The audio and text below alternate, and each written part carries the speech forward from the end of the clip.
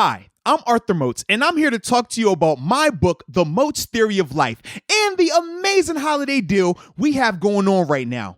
If you purchase a hardback book, you will receive a paperback copy half off as part of our holiday bundle. This book makes for a great gift for yourself or others and will leave you feeling inspired and impactful. So go to moatstheory.com right now and get your copy so you can start living a more fulfilled life.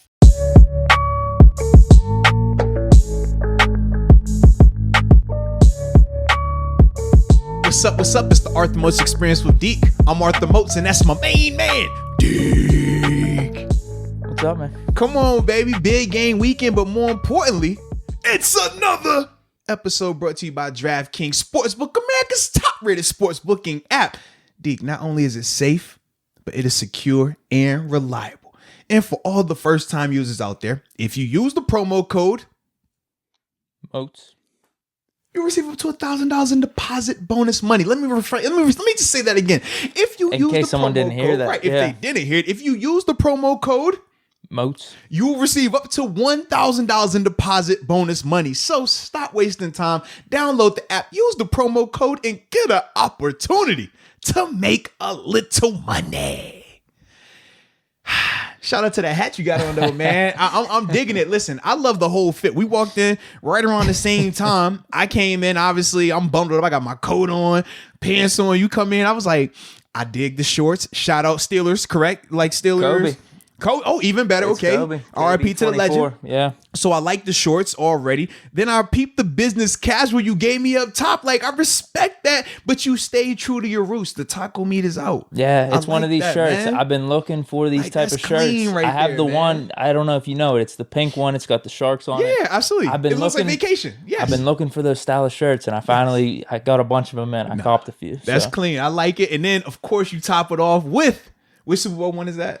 This one's a conference championship, but okay. This is when we won Super Bowl XL. I like it, man. After we beat the Broncos. Yeah. I like it. So seeing the fit, I'm like, it feels right, because I didn't know this until recently, that when you're watching a Super Bowl, you like, people ask, like, what are you wearing? Do you wear like your Steelers gear, or if you're not a Steelers fan, whatever fan you are, do you wear that team's gear? Or do you go like neutral? Do you just pick whatever? Oh, let me pull out this random Green Bay jersey I got for this game. Like, I just always wondered that. So I've been, what do you call it when you? I've been gathering data. That's what investigative. I was doing some investigative journalism. Just talking to different people, and I feel like the consensus that I've drawn is that people legit do wear their team's jersey, like regardless if they're in it or not, they're gonna wear their jersey. I didn't know that was a thing. Yeah. I was surprised by that. Are you a part of that same, like, you would do, if you were going to go somewhere? Because I think they were saying if they were going to a party, that was the conversation. Like, if you're going to the party, a Super Bowl party, that is, what would you be wearing in there? Yeah, you wear something Pittsburgh, you wear something Steelers, or you just wear your normal attire, like a flannel shirt, a collared shirt, a t-shirt, some jeans, something like that. Got you. Yeah, you don't rock either of the teams that are in the Super Bowl. Because I saw some people say, like, okay, you could, if you had like a favorite college team or favorite cosplay, you go his stuff. I said my issue with that was, I said, if I go JMU, which I'm passionate about JMU, that's my squad. Shout out to the Dukes, right? Problem is, I got 3 JMU Dukes for the Bucs. So if it tips your hand, it makes you think that you're rooting for them. Exactly. And it's like, I'm not necessarily rooting for the Bucs, but I do want my guys to do well. One of them is going to be starting. That's crazy, right? He made his first start in the playoffs during the wild card round, and now here we are, about to start a Super Bowl. Talk about Aaron Stinney, the left guard for those guys right now for the Bucs. So when I think of that, I'm like, I don't want to wear, because I don't want that, I don't want to come off like that. But I was really going through a crisis, man. I didn't know what to put on. I'm like, do I put on my Steelers stuff? Am I not supposed to wear that? What do I do? Do you have a party? Well, today I decided I was going to do a watch party. I did see that. Yeah. You're doing a watch party. Literally, I was like, you know what? I'm sitting around. I said, all right, you know what?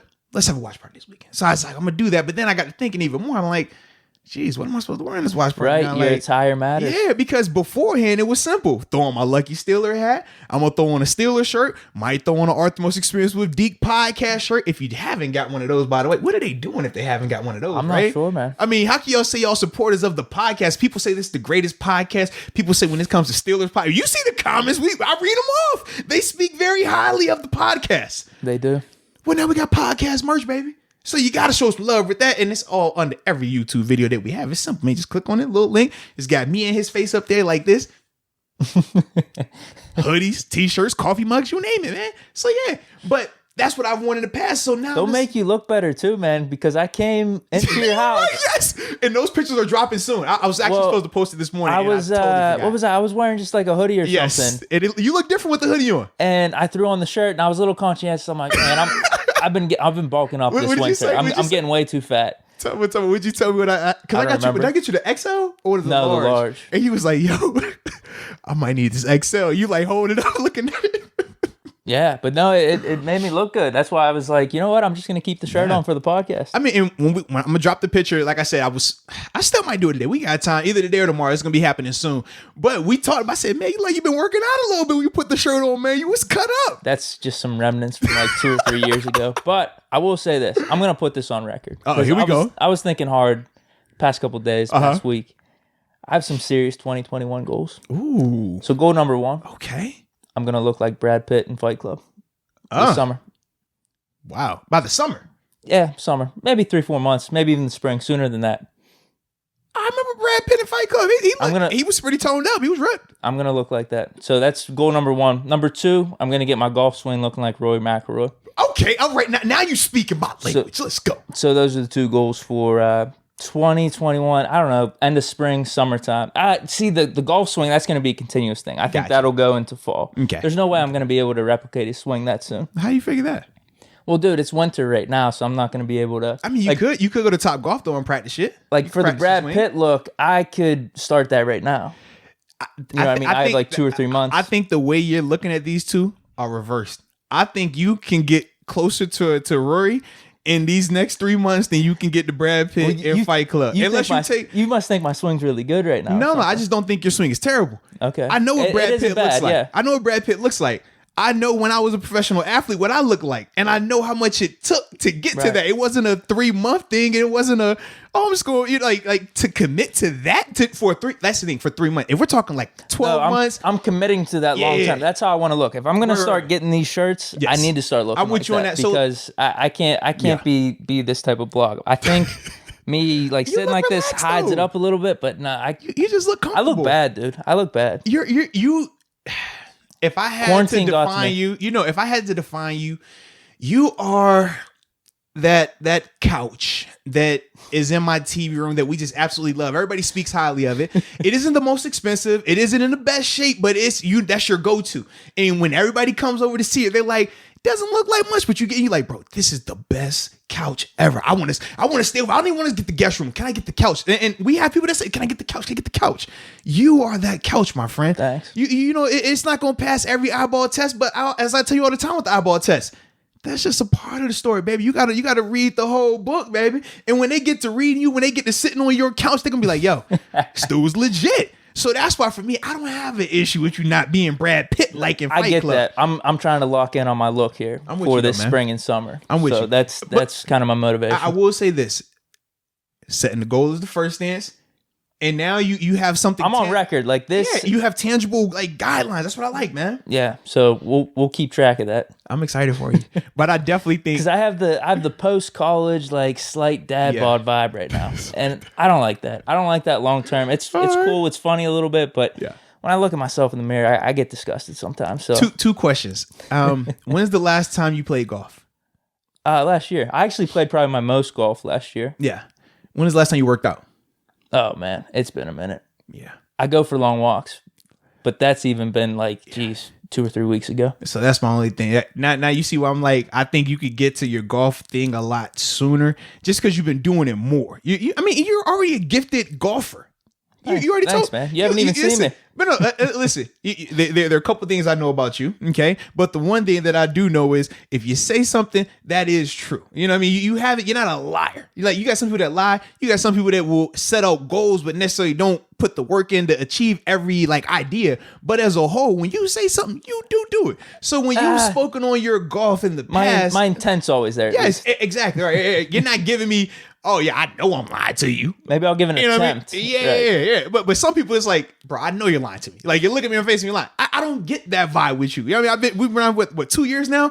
I've never had that situation with you. Remember last year, whenever we went out to San Francisco, I think a week or two before that, I made a bet with someone that I was going to lose 20 pounds in a week. Yeah. And I did for that week. Because you talked about the intermittent fasting and all the stuff you were doing, but then we went out to San Francisco, and then the intent was tossed by the wayside. And I was a bad influence. No, it's fine, dude. Yeah, I mean, when am I going to be out in San Francisco again? Well, that's my energy. You know, whenever we're on the road, I'm like, man, I want you to act like your Motley Crue. Anybody that knows Motley Crue, if you don't know them, just Google them and know how their lifestyle was. When we're on the road with Deke, I want Deke to Motley Crue it up a little bit. And I'm just here to protect him so that way he don't go all the way there. But I want you to enjoy, you know what I'm saying, the scenery. That's the goal. Remember, I passed up on the Chick-fil-A breakfast when we were in the airport. I'm like, dude, I'm committed. And I'm like, bro, come on, man, it's right here. No, I'm good, and then man. we get on the plane. I think at some point I eventually had the cookies. I'm like, this isn't going to work. And it was a long flight, too. It was a long flight. I was like, bro, you tripping. I'm going to eat my Chick-fil-A. I'm not going to pass up on that. Yeah. But no, man, I'm excited for you, man. We'll see what happens. I believe in you, man. Those are my goals. I believe in you. But, man, we got a ton of action this week. I mean, usually we come in here, we talk a little pins and stuff like that. I said we didn't even have to dabble in them. Those games are canceled. I know it. That was crazy. It actually played out perfect. Them canceling the games, and we had already touched on the stuff we needed to touch on beforehand. Probably a good thing. Yeah, they need a break. Absolutely. But this weekend, man, we got the big game, because we're not allowed to say certain, No, what do you mean? Well, if you go to advertise, which we do. No way. Okay. I've already researched. I've heard about this, but okay. So on a podcast, since we have advertising. Yes. Okay, that makes sense then. Yeah. So if you do it, we're stuck. So yes, the big game this weekend, I am very much excited about. I haven't said it yet. No, you haven't. Neither one of us had. Okay. So we're good. That's why I wanted to put emphasis on big game. I had to remember that this morning on my other radio show. We're like, hey, we not doing that, because if it's ad and we run advertising. Shout out to DraftKings. All this other stuff. We ain't got time for that. We ain't trying to mess this situation up.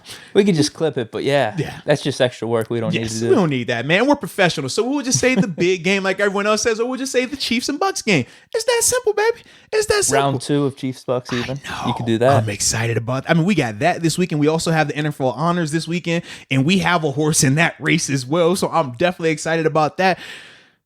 So I guess dealer's choice, right? Dealer's choice. Man. Let's go NFL honors first. That's what I was thinking. Let's go NFL honors first. Yeah, let's do that. All right. Well, first off, quick update. So obviously, for those that don't know what we're talking about, the NFL honors is where you get the league MVP, Offensive Player of the Year, Defensive Player of the Year. All of the major awards from the NFL will be announced this Saturday night, right? Big deal. Obviously, they do a great job in terms of building it up and stuff like that.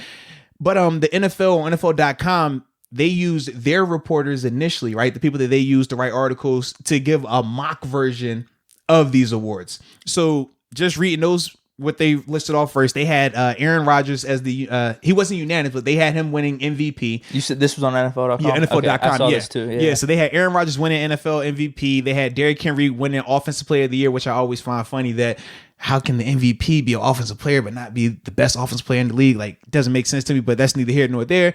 They had Aaron Donald winning Defensive Player of the Year by one vote. It was by one vote too, 15-14.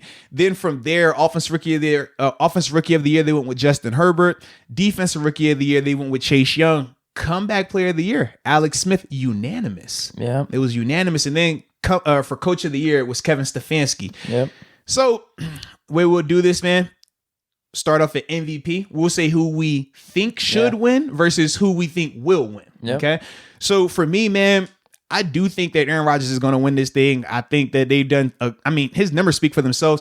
Obviously, he led the league in passing touchdowns with 48. He had 5 picks, which is insane. I mean, when you think about having, a touchdown to interception ratio, that crazy, just it makes zero sense to me. But then led the league in completion percentage at 70.7%. Then he had a QBR, because I know you like QBR. He had the best QBR, 84.3. And in fact, it's just part of the picture. They said that's like the second highest QBR of all time, and the first highest was what he did the other year he won the MVP. I want to say, really, yeah. The 50 Brady's not up there. What about Peyton Manning's 55? None of it. Mahomes is 50. Aaron Rodgers has the highest. Now this becomes the second highest. Man, shout out to Rodgers. I'm actually stunned with that. Yes, I was too. I was looking. I'm like, what? No way. And yeah, literally, that's what it is. So he had a really good year. I don't think it was on those levels. It didn't feel like that, right? It didn't. But wasn't. Definitely, I mean, you look at the numbers, it's like, this is crazy. But that's, honestly, Was it the no fans? I don't know. But to me, honestly, it felt the same as last year. When you look at his numbers last year, they were very much in the same realm. He just threw for more touchdowns. That was it. He was able to get the ratio. Aaron Jones didn't have as many touchdowns. Right. He got more yards, but other than that, last year to this year for Aaron Rodgers, it was very much similar. But like you said, the touchdown number goes up. The 48 touchdown to 5 picks. It's crazy. Like that makes zero sense to me. But that's why for me, I think that he should win it. And I don't have an issue with him winning it. But a person I would want to get recognition, I thought Josh Allen. But honestly, Derrick Henry, man, the 2K on the ground from Derrick Henry is crazy. Like, not only did he lead the league in rushing, 2,100 total yards for scrimmage, which led the league as well. Then he led the league in touchdowns with 17 rushing touchdowns. But you look at the durability. 378 rushing attempts, led the league in that as well. Played every game this year. And like I said, man, just balled out. And you knew, even though Tannehill did some things to surprise us, right? Did some things to continue to expand what he was capable of doing. We still knew the focal point of that offense was Derrick Henry. And for him to, on top of that, average 126.7 yards on the ground per game, that's crazy to me. So yeah. His second half of the season was crazy. I agree with you. As I was looking through this, I'm like, how do we not have Derrick Henry legitimately in the conversation? Yeah. It's just where we're at with football. It's going to be the quarterback. And I think with the MVP versus offensive player, defensive player, even offensive rookie, defensive rookie, those are very much stat-based, I think, where you could look at the stats and just, who are the best stats? That's what they, So I think that's why it makes sense and why they have Derrick Henry getting the offensive player of the year and why I agree with that. But with the MVP, it's such an arbitrary thing. Most valuable. What do you consider valuable? And it's such a quarterback award now because we could make this argument or this case of value. Well, here's the thing, though. Like, you would take, if you're starting a team tomorrow, you're starting a team for next season, you would take Rodgers, Mahomes, whoever as your first pick, as opposed to Derrick Henry. So that I think that plays into the valuable conversation. Now, when Peterson won, I don't know what the quarterback play was at that time. Maybe you would have taken Peterson one. But wasn't that the 2,000-yard season for him as well, though? Yeah, it was. And that was the first time we saw that since, I'm trying to think. Jamal Lewis. He had a 2,000-yard but what year was that? That was that 2003 or 2003 or 2002. So that's a long time, man. And that's why for me, seeing Derrick Henry do it this year was like, whoa, because we don't get that a lot. It's crazy. Yeah, I don't think Jamal Lewis won MVP. No, and then when Chris Johnson did it, he didn't win MVP either with the Titans. Yeah, so I don't know. It's gonna be interesting. I gotta look that up though with AP, man. What was the quarterback situation? Because you're right. Typically that wasn't the case. You'd still probably take any of those top 5 guys, right? I mean, you said that was what? 03? No, what year was it for AP? Peterson. That was probably 08, 09, 10, 11. That time frame. So you're still going to have your Mannings, your Breezes, your Bradys, your Bens. Yeah. Your Rodgers. Rivers. You got everybody. You got the full gamut. That was probably the top 5 or 6 at the time. Yeah, absolutely. You still had the full gamut of quarterbacks right there. So I think even in that scenario, we still would have went there. But you know what else it could have been? Was because AP was coming off the ACL injury.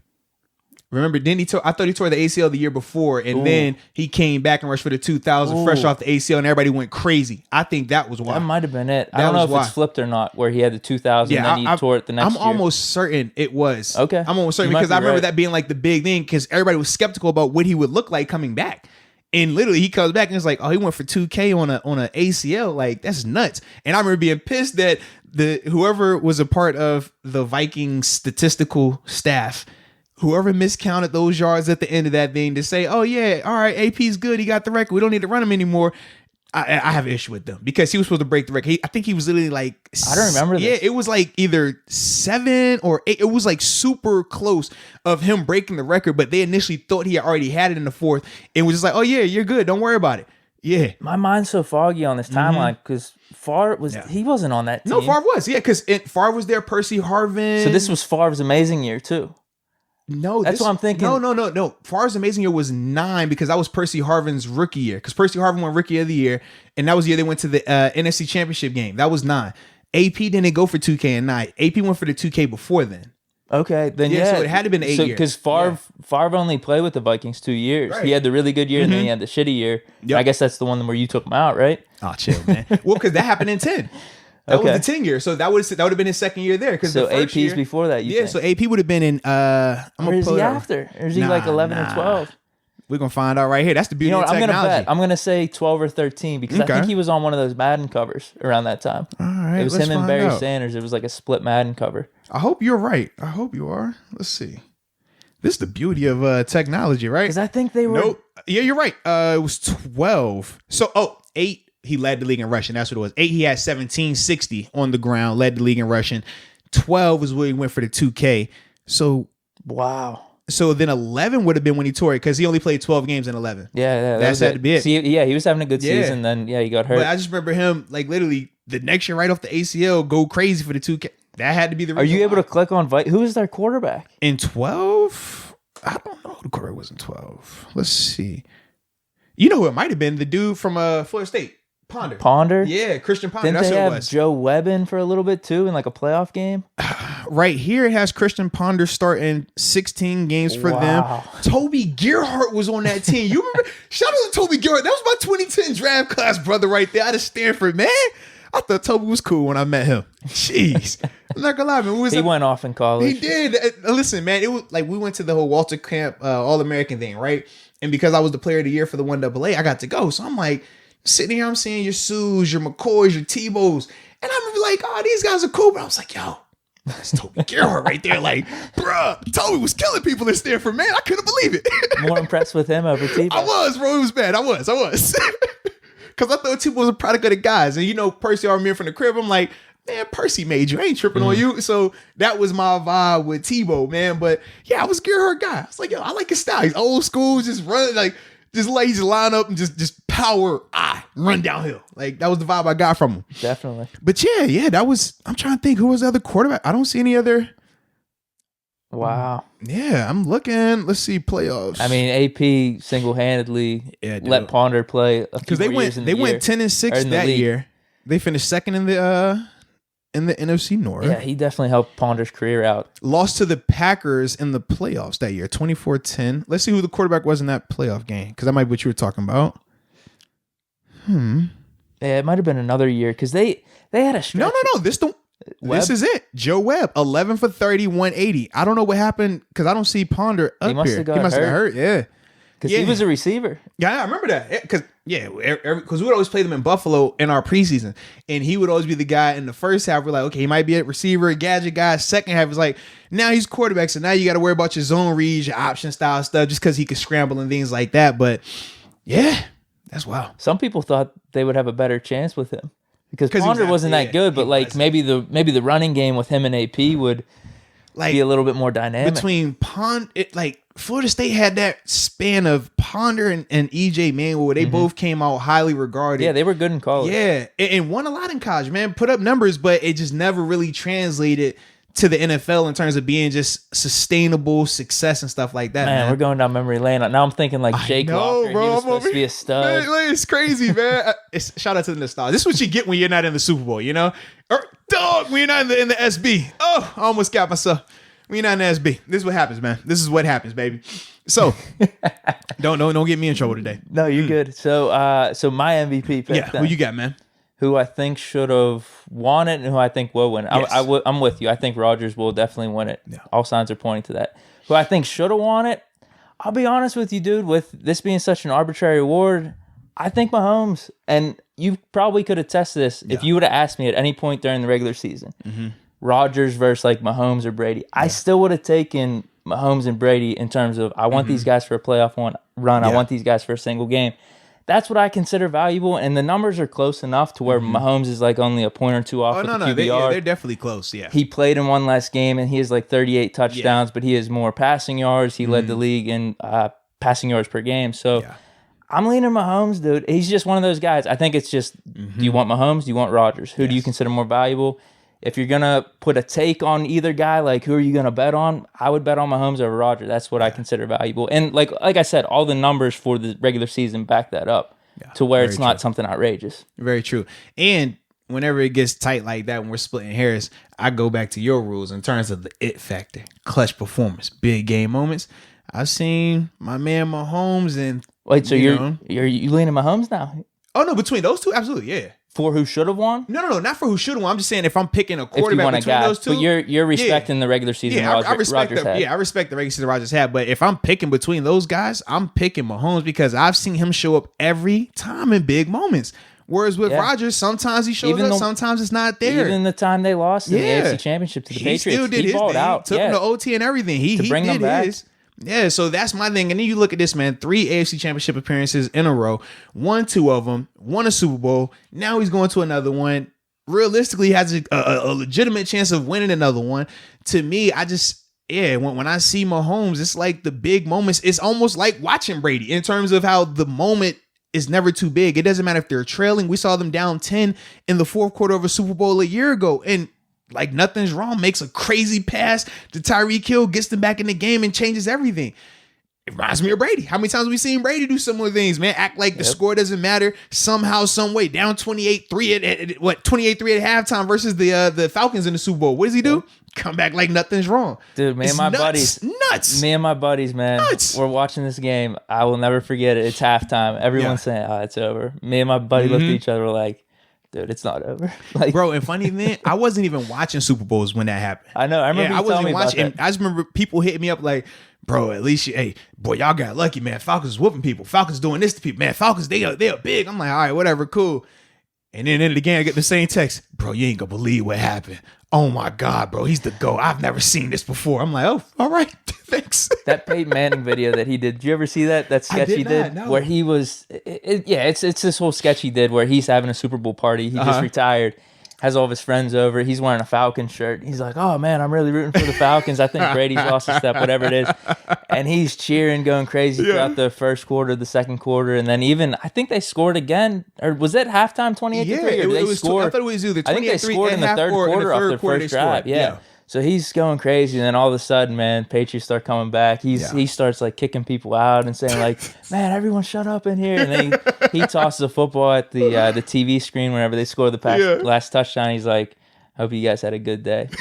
That's my best explanation of it. You got to see it though. It's way better than how I explained it. That sounds awesome. It's I'm definitely really gonna check it out. Peyton Manning's funny. He is.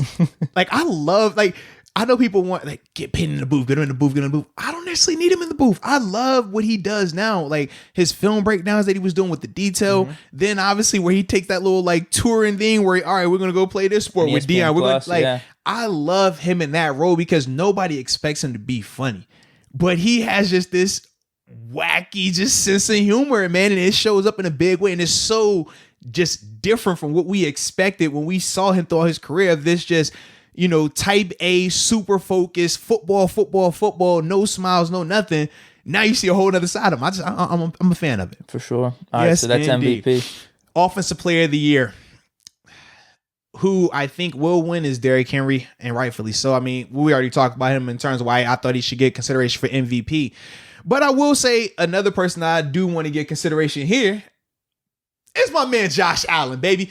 What he was doing up there in Buffalo. Y'all thought I was going to come up here and not talk about that for just a second, just a smidgen. Let's be real. He was in that same conversation for MVP. The problem was, just like with Mahomes, just like with Ben, just like with everybody else not named Aaron Rodgers, they ain't get them 48 tutties, baby. What Rodgers was doing, it just separated him from everyone else this year. So even though I would love for 10 more than anyone else? No, I don't know if it was 10 more. Because Mahomes got 38. Jeez. He might be 2. Brady had like 40 something. He had like 41 or 42. Yeah. But either way. Brady had the 13 picks. Yeah. That's the thing. The 13 picks compared to, we said 5 picks. It makes zero sense. No, that's not supposed to happen. Rodgers definitely played cleaner ball throughout the season. But without it goes back to what I was saying. Whose value? I'm still taking Mahomes or Brady. If a do or die situation. Yes. That's what I consider valuable. No debate. Yes. You can't go wrong with either one of those guys either. Yeah. I feel like you can't. But for me, that's why I said, man, if I'm Offensive Player of the Year, Derrick Henry is going to win it. I feel like he definitely deserves it. He did more than enough. But in the way, and you tip your little cap, just go tip my cap to Josh. I see what you did up there. He did have a really good season, dude. That's all what you did. Yeah, I'm with you. Derrick Henry, Offensive Player of the Year. Now, I was thinking, should I do, if I'm not going to have Rodgers as MVP, it kind of makes sense with those stats for Offensive Player of the Year. Yeah.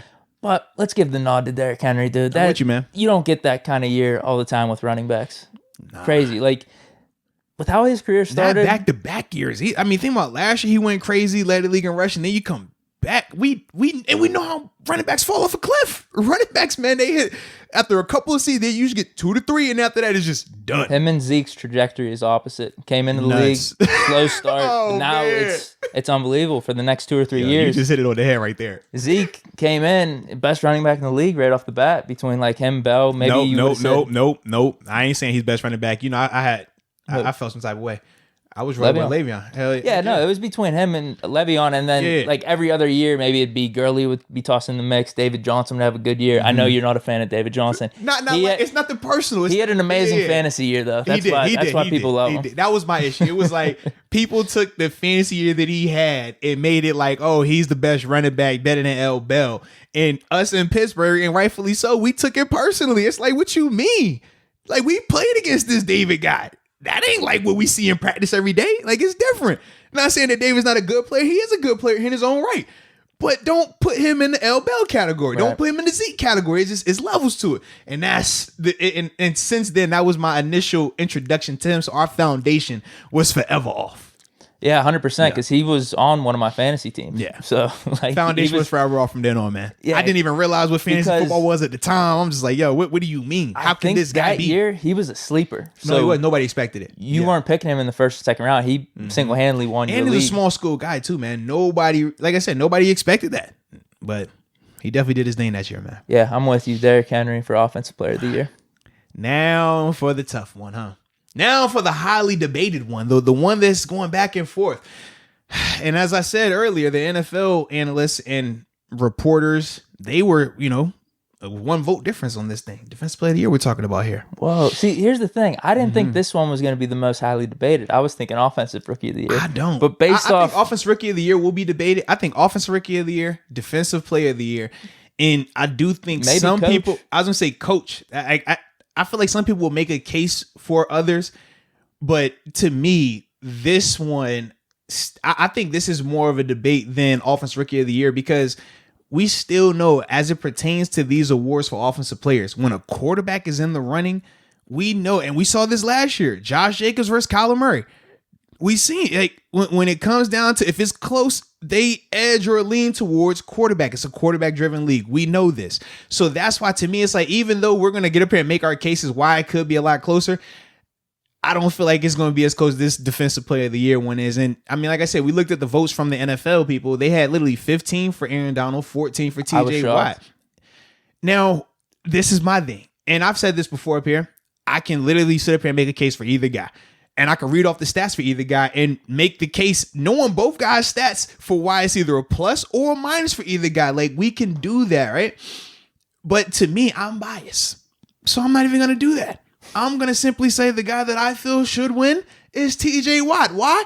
Because I know TJ. He was my teammate. We were in the locker room together. I got a chance to see that. When I see him dominate, I'm like, I'm just glad I was along for the journey. I'm just glad I got a little bit of that. I was with you for that. Just for one of them years. I was there.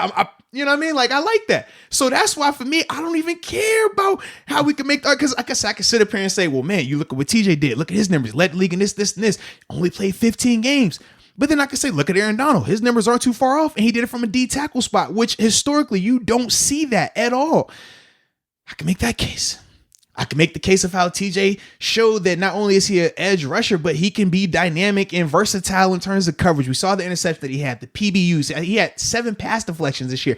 We can go down that route. I could talk about how Aaron Donald faces legit double teams, not a tight end chipping, not a tight bunch, because people try to say, well, TJ gets double teamed all the time. I'm like, a double team for an edge rusher is drastically different than a double team for interior tackle. An interior D lineman is legit 2 to 3 guys on one. That's a legit double team. What TJ gets is more of the inconvenience factor. Tight end chip him. All right, running back chip him on the way out. It's not like the running back's going to sit there and they're going to really hard double with a running back and a tackle or a tight end and a tackle. Like, you don't get that out there. So I can make that case too. But I don't need to do that because I'm biased. I'm not even going to, how you sometimes like to hide your bias. You're like, man, I'm not biased. I mean, I just love them, but I'm not biased. It's like, no, own it. I don't have a problem owning it. That's why when we go back and forth about quarterback, I'm like, yo, if you could just own it and just say like, yo, I'm biased. Nothing is going to make sense than what I say right here, but this is why I want the guy to win. I'll be fine with that. You try to justify it and make it sound like this is this layered, nuanced, intellectual debate. And I'm like, it's not that. You're just biased. It's cool. I think my case was pretty good up until like week 11 or 12 this year. So for me, I'm like, yo, I can do that whole song and dance, but no, I am just biased. And I want TJ to win it so I can say that I played with 3 Defensive Player of the Years. Debo, Troy, and now TJ. Yeah. That's what I'm trying to do. Okay. I'm trying to add to my Defensive Player of the Year guys. I'm trying to add to my Hall of Fame list. I got one Hall of Famer right now, right? I got my man Troy, shout out. But I need 7 whenever he retires. I'm like, okay, get that countdown rolling. All right, and then maybe AB, can I get some of you too? Because yeah, I'm just throwing it out there. I'm letting you know, like I'm that guy. You know how you guys, some guys they brag on their accomplishment. Man, I did this back in my day. I'm not that guy. No. My bragging is this. You see that guy right there? He a beast, right? Well, I got to be his teammate for 1 year, baby. Woo! I was his teammate for 4 years, baby. How about that, baby? Yeah, I know him personally. That's all I want. That's it. So yeah, I'm good. But that's why I want TJ to win, and that's why I feel like he will win. Because I want him to. So it goes back to what I was saying with the MVP versus Player of the Year. Mm-hmm. With TJ's stats, everything's there. He led the league in all the important stuff like sacks, tackles for loss, I believe QB hits as well. Yes, 41. Yep. But you brought up the good point. I'm glad you brought this up because I was curious. Like, what is the case for Donald then? It is the D tackle position that makes the difference. Like, because his stats aren't there, but like for him to be able to do that at the D tackle makes it that much more impressive. You say his stats aren't there. 15, it's close. 15 sacks. Obviously, played 15 games, right? Talking about TJ. Donald's at 13 and a half. As a D tackle, that's unheard It's that bump with the D tackle. Like, that's crazy. Like, it's a reason why these guys don't historically get double-digit sacks. Like, and when it does, it's such a big deal. And you're like, this is a guy that, I mean, we're seeing him get 20 sacks before. And this is still, like, down in terms of sack numbers for Donald. But knowing that, like, that's the thing. It's like, if we're just reading stats, cool. It's a lot simpler, right? Okay, just read off the stats. All right, TJ got the better numbers across the board. Cool. But for the people that understand the different positions, you're like, bro, that doesn't make sense. This is the equivalent of like a big man shooting a couple of threes less than Steph Curry. Like if we were seeing Joel Embiid be, he was only a couple threes off of Steph Curry's record. It's like, oh yeah, Steph hit 400 threes. That's great. But Joel Embiid is a center shooting and he hit 380. You like, bro, that 380 is just as impressive. And people could argue it's more impressive at times because of the skill set, because of what he faces. So that's the thing when we're talking about the numbers and why, all right, even though TJ's numbers are better, with Donald's being so close, why people make that, why it's still a debate like that right now? Because just understanding the two requirements of those spots, man. But like I said, I'm biased, so I don't care. TJ, period. So I think the thing that probably knocks Donald a little bit is his numbers weren't as good as some of his other defensive player of the years. So there's that. And I don't think for TJ's case, this is definitely a positive for him. I don't think you had one of those guys that really just ran away with it. Yes. It's between him and Donald, but like this could definitely help him. Yes. If you stack up these years against some of the other more dominant defensive player of the year to war winners, it's not on that level. Although, I mean, like I said, the stats are there for TJ because I think Harrison won with like maybe 15 or 16 stats. Yeah. I felt like Harrison was more dominant in his defensive player of the year. I do agree. And it was from start to finish where we talked about, even though TJ had sacks later in the year once Bud went down, we all felt that TJ's impact was nowhere near the same once Bud went down. Donald's over the last like 3 or 4. Right. So that's the plus for Donald. Right. And then even though we don't count playoffs, we also saw that when Donald was hurt in the playoffs, what that defense looked like versus when we saw him start to finish regular season, why that defense was so good. He was the guy. He was the reason. That's like I said. So we can. You see how nuanced it is and why you can legit make for either way. And that's why I do think the votes from the NFL people were so close because. The NFL does have enough football guys in terms of like understanding positions like that to say, okay, I think this is why this guy should win it. But I don't care. I don't, because we biased. Give me TJ. Yeah, it almost goes back to maybe if you're voting. I don't know though. I was going to say, because if you're voting Donald, you're kind of basing it off that MVP reasoning, right? More valuable, more impact just in general. But like player of the year, but a lot of it has to do with stats. The thing, when you're talking about impact and we're talking about stats, they're both hand in hand. But to me, I always tell you stats only tell a part of it. So for me to get up here... I think that's why it helps TJ, though, potentially winning. True. Player of the year as opposed to like a defensive MVP. Well, I think it's... And the problem is we don't know how the voters are going to react. Yeah, exactly. Because you got some voters who are like what you're saying and taking that mindset, and that's fine. But then you have the others who are going to look at it and say, well, I don't care about the numbers. Let me look at the tape on top of that and see what did this look like down the stretch, eyeball test, the field test. And we all know eyeball test. You said it yourself. One at the end of the year was still being dominant, where the other one had definitely tapered off, even though statistically, he still had the 2 sacks against the Colts. Okay, he had a sack against the Bengals. Cool, but we know watching those games, it was not the same. It was not. So that's why, like I said, I could see why people would make a strong case for it, but I don't care. Yeah, we're both because I'm biased, TJ. man. That's simple. I'm not even giving you a who should have won and versus who will win. It doesn't matter. The answer is TJ. TJ and TJ. Period.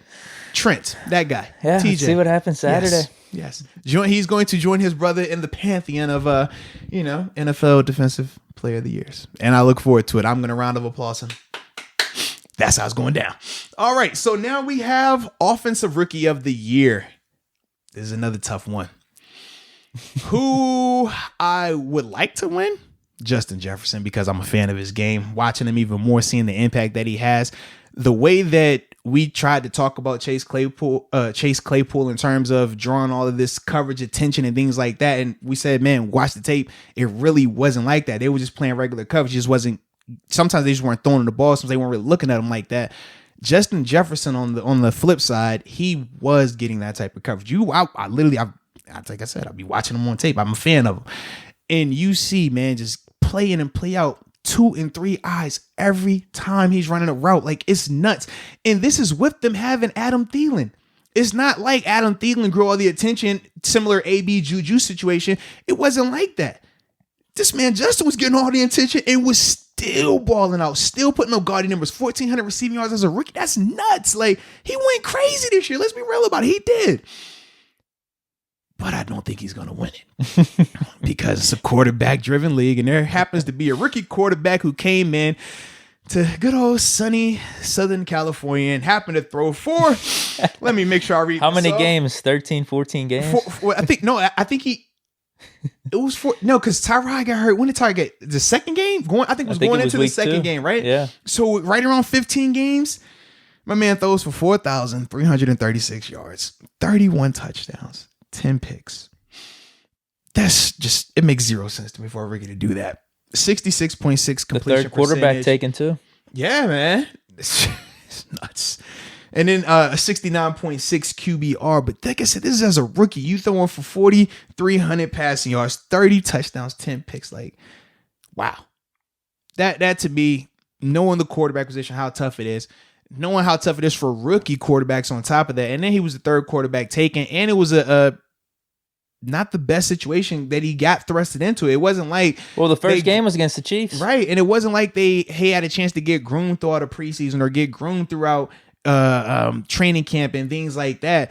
Or have a plan of, hey, we're going to wait till week 10 and then we're going to give him the move. Like Tua there, right? That's what they did with Tua. Hey, Fitzpatrick, you're going to start. Tua comes in. Tua, if you play bad, we'll give you a little breather with Fitzpatrick. Go back and forth. He didn't even get that luxury. It was more so, all right, Tyrod, right before the game, remember, because Tyrod was going to the game to get his injection to play in the game.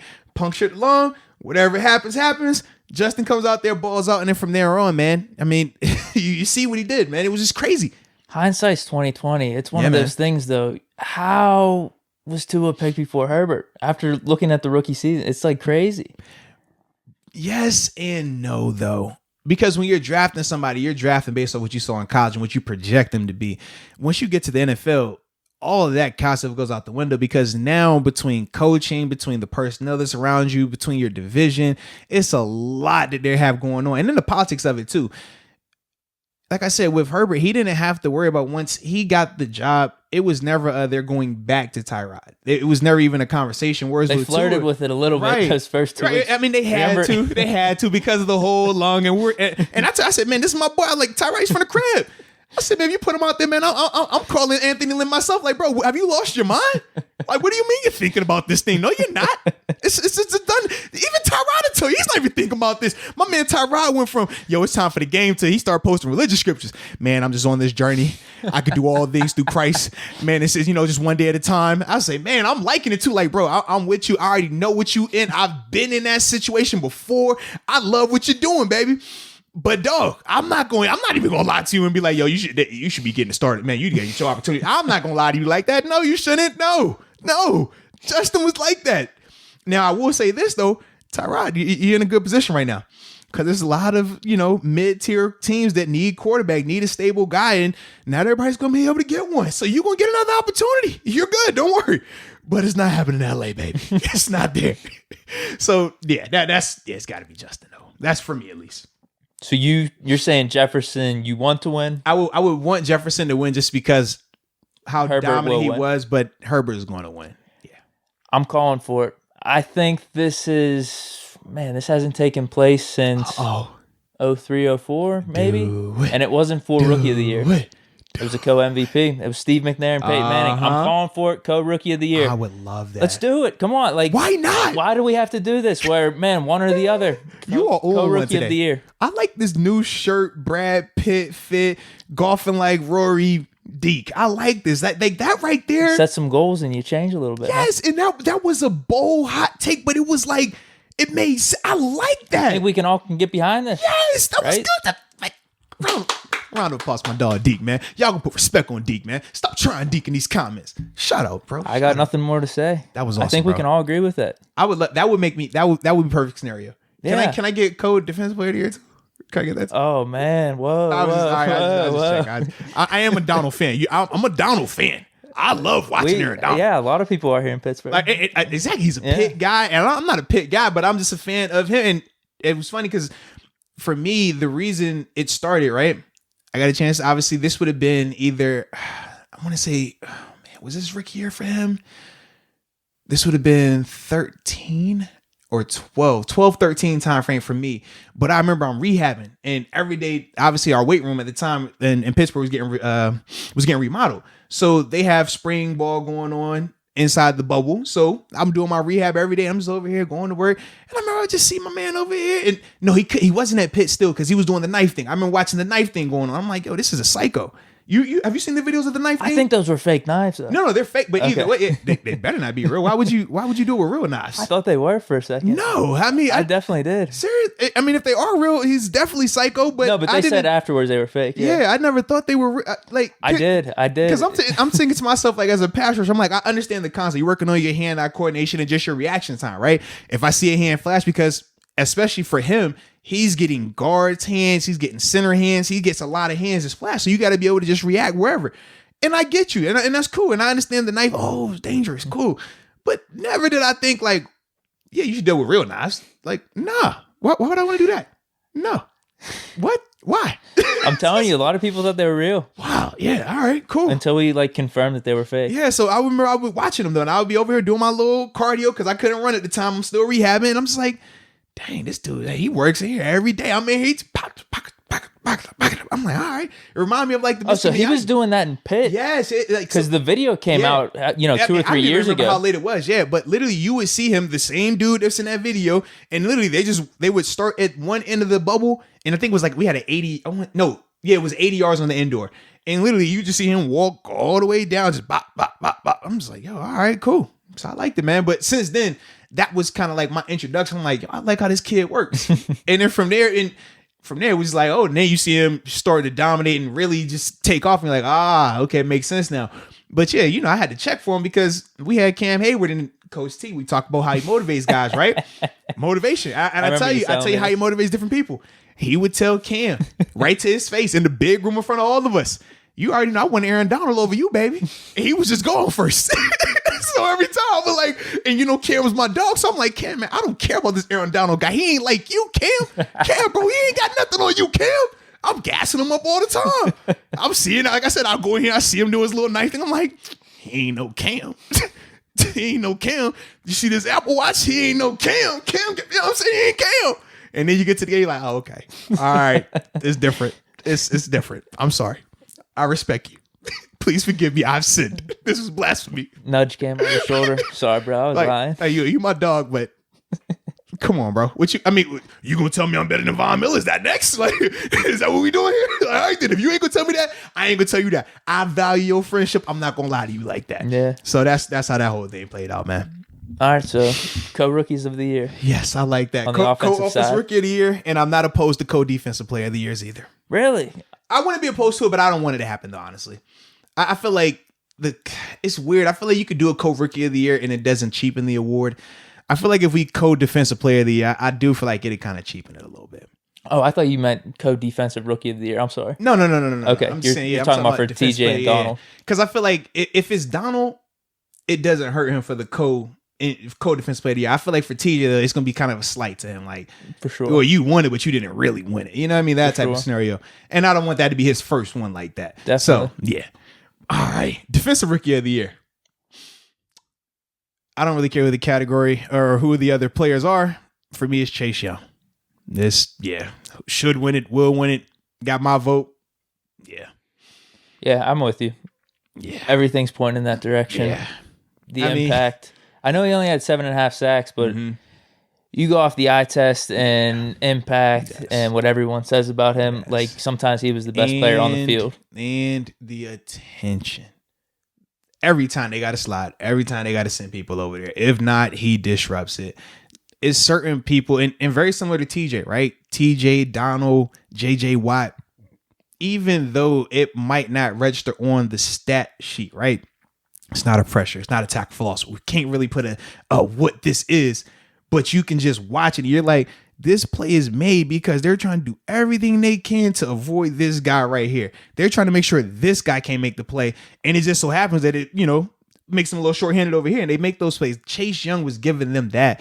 And when I think of just the situation that he went into, like, that was crazy. I mean, everything that surrounded that organization this offseason, then obviously you get the name change, and then after that, your coach is dealing with cancer as well, going through his treatments. Like, that whole situation was just nuts.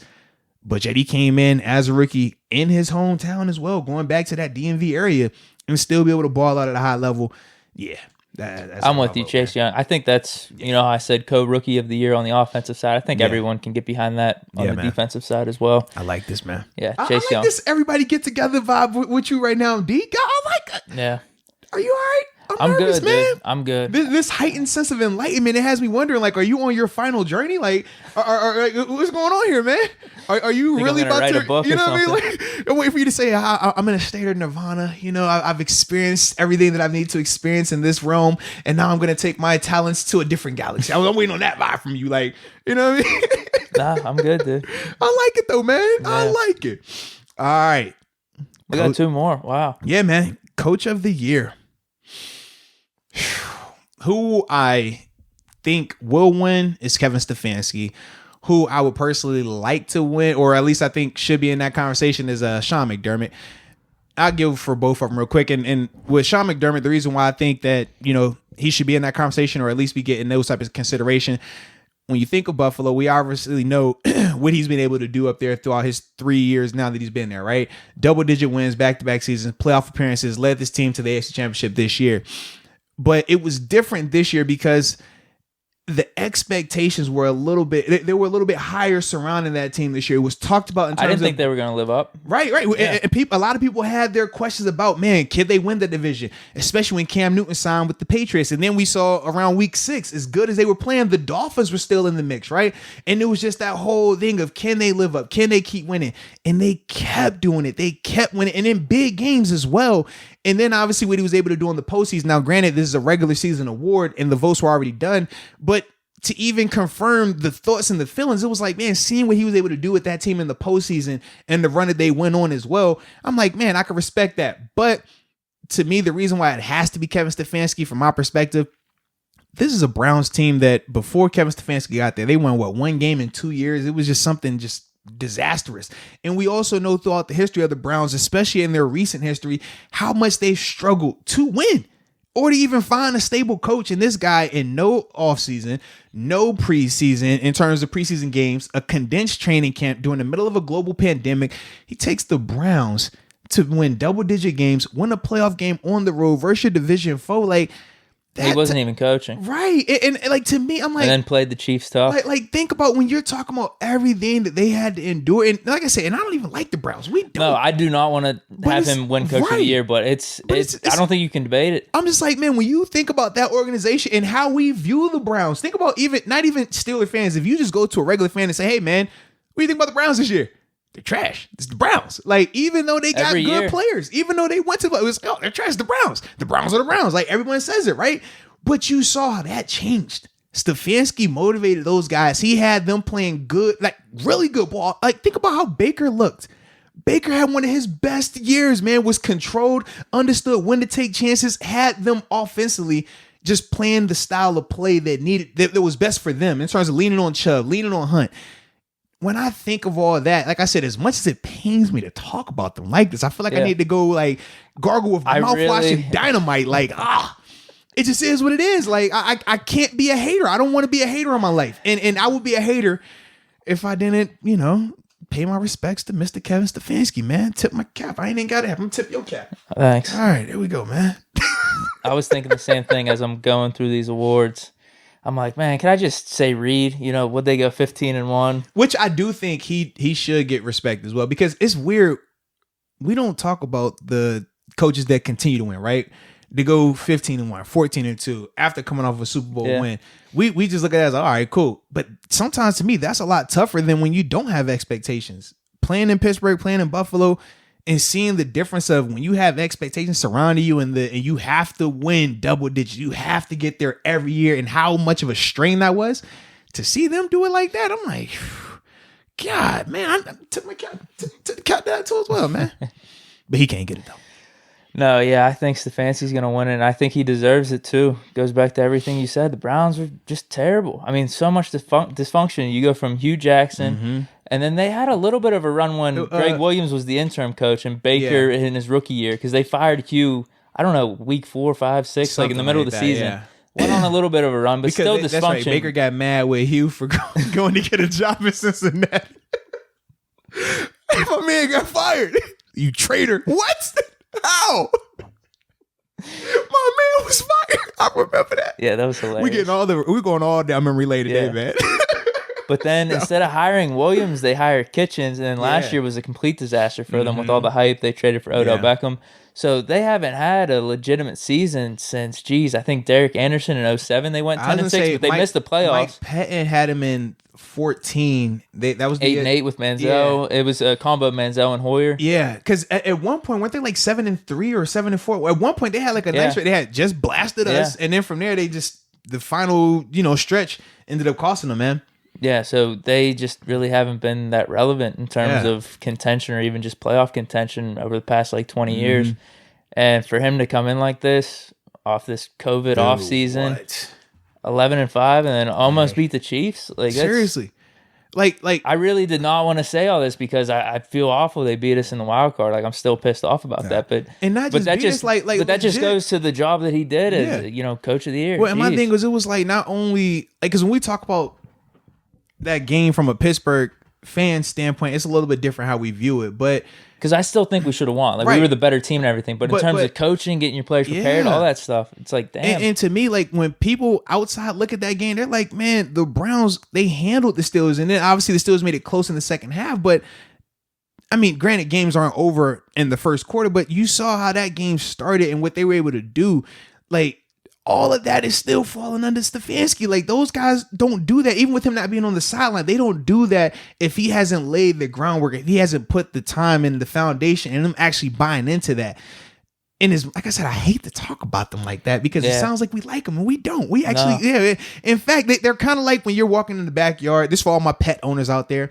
And you told yourself you were gonna clean it up, right? You was like, yo, I got this poop out here, I gotta go clean it up. I got two pets. I got Biggie and Faith. Everybody knows that. And yes, they're named after Biggie Smalls and Faith Evans for those asking. Yes. But you go out there and you're like, I'm gonna get it next time. And you walk out there and you forgot. You feel that? It's not grass, it's kind of smushy and you hope like, it's mud. Yeah, and you're like, oh, is this really? Should I sniff? Probably not. Hindsight 2020, I'm going to sniff. Yeah, it was what I thought it was. That's how we think of the Browns. That's how I think of them, okay?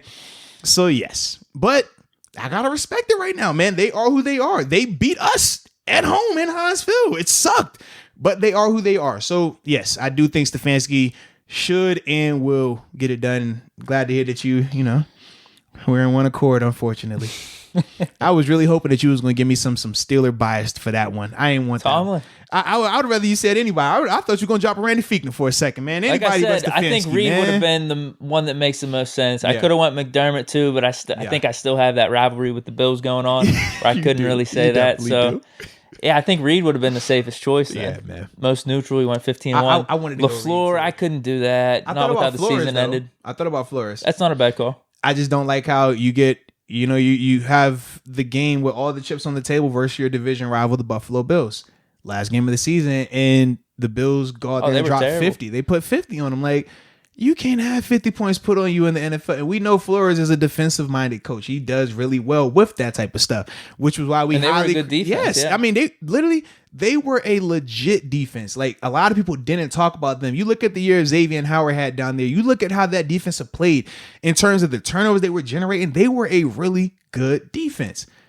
But it was Miami, so it's not talked about like that. But for me, man, it's just, you can't give up 50 in a game. Like, it rubs me the wrong way. When I see 50 burgers, I'm just like, this isn't college. That's a college thing. So, yeah. All right, ready for the last one?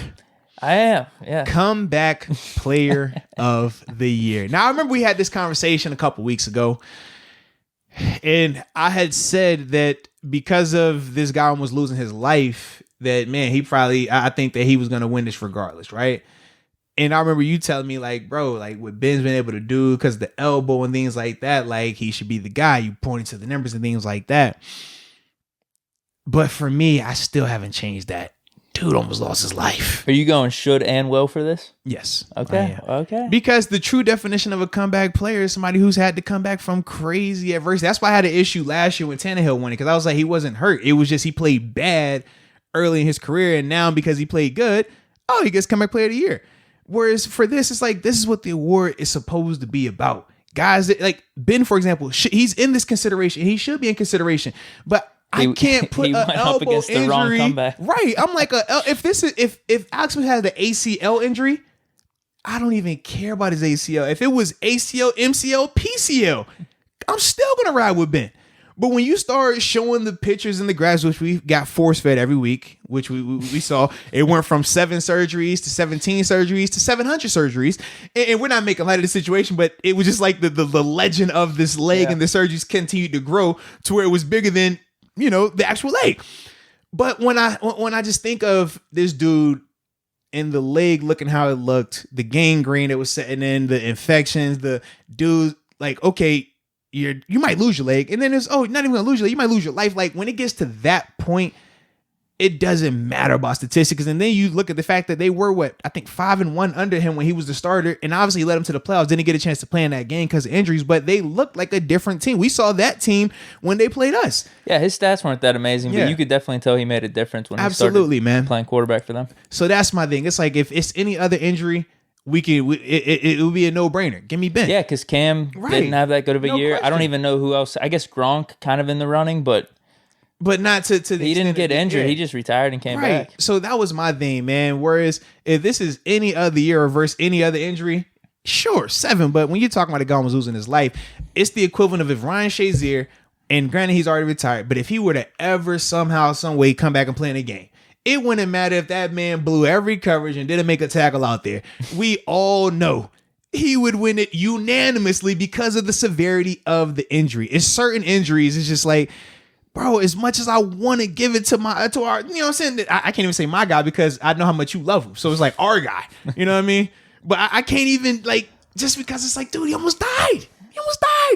This is different, man. It's different when you almost lose your life, baby. And you brought up Shazier, and that almost foils my point a little bit, because if it was Shazier, I'd be like, yeah, he easily wins. No-brainer, yeah. You know?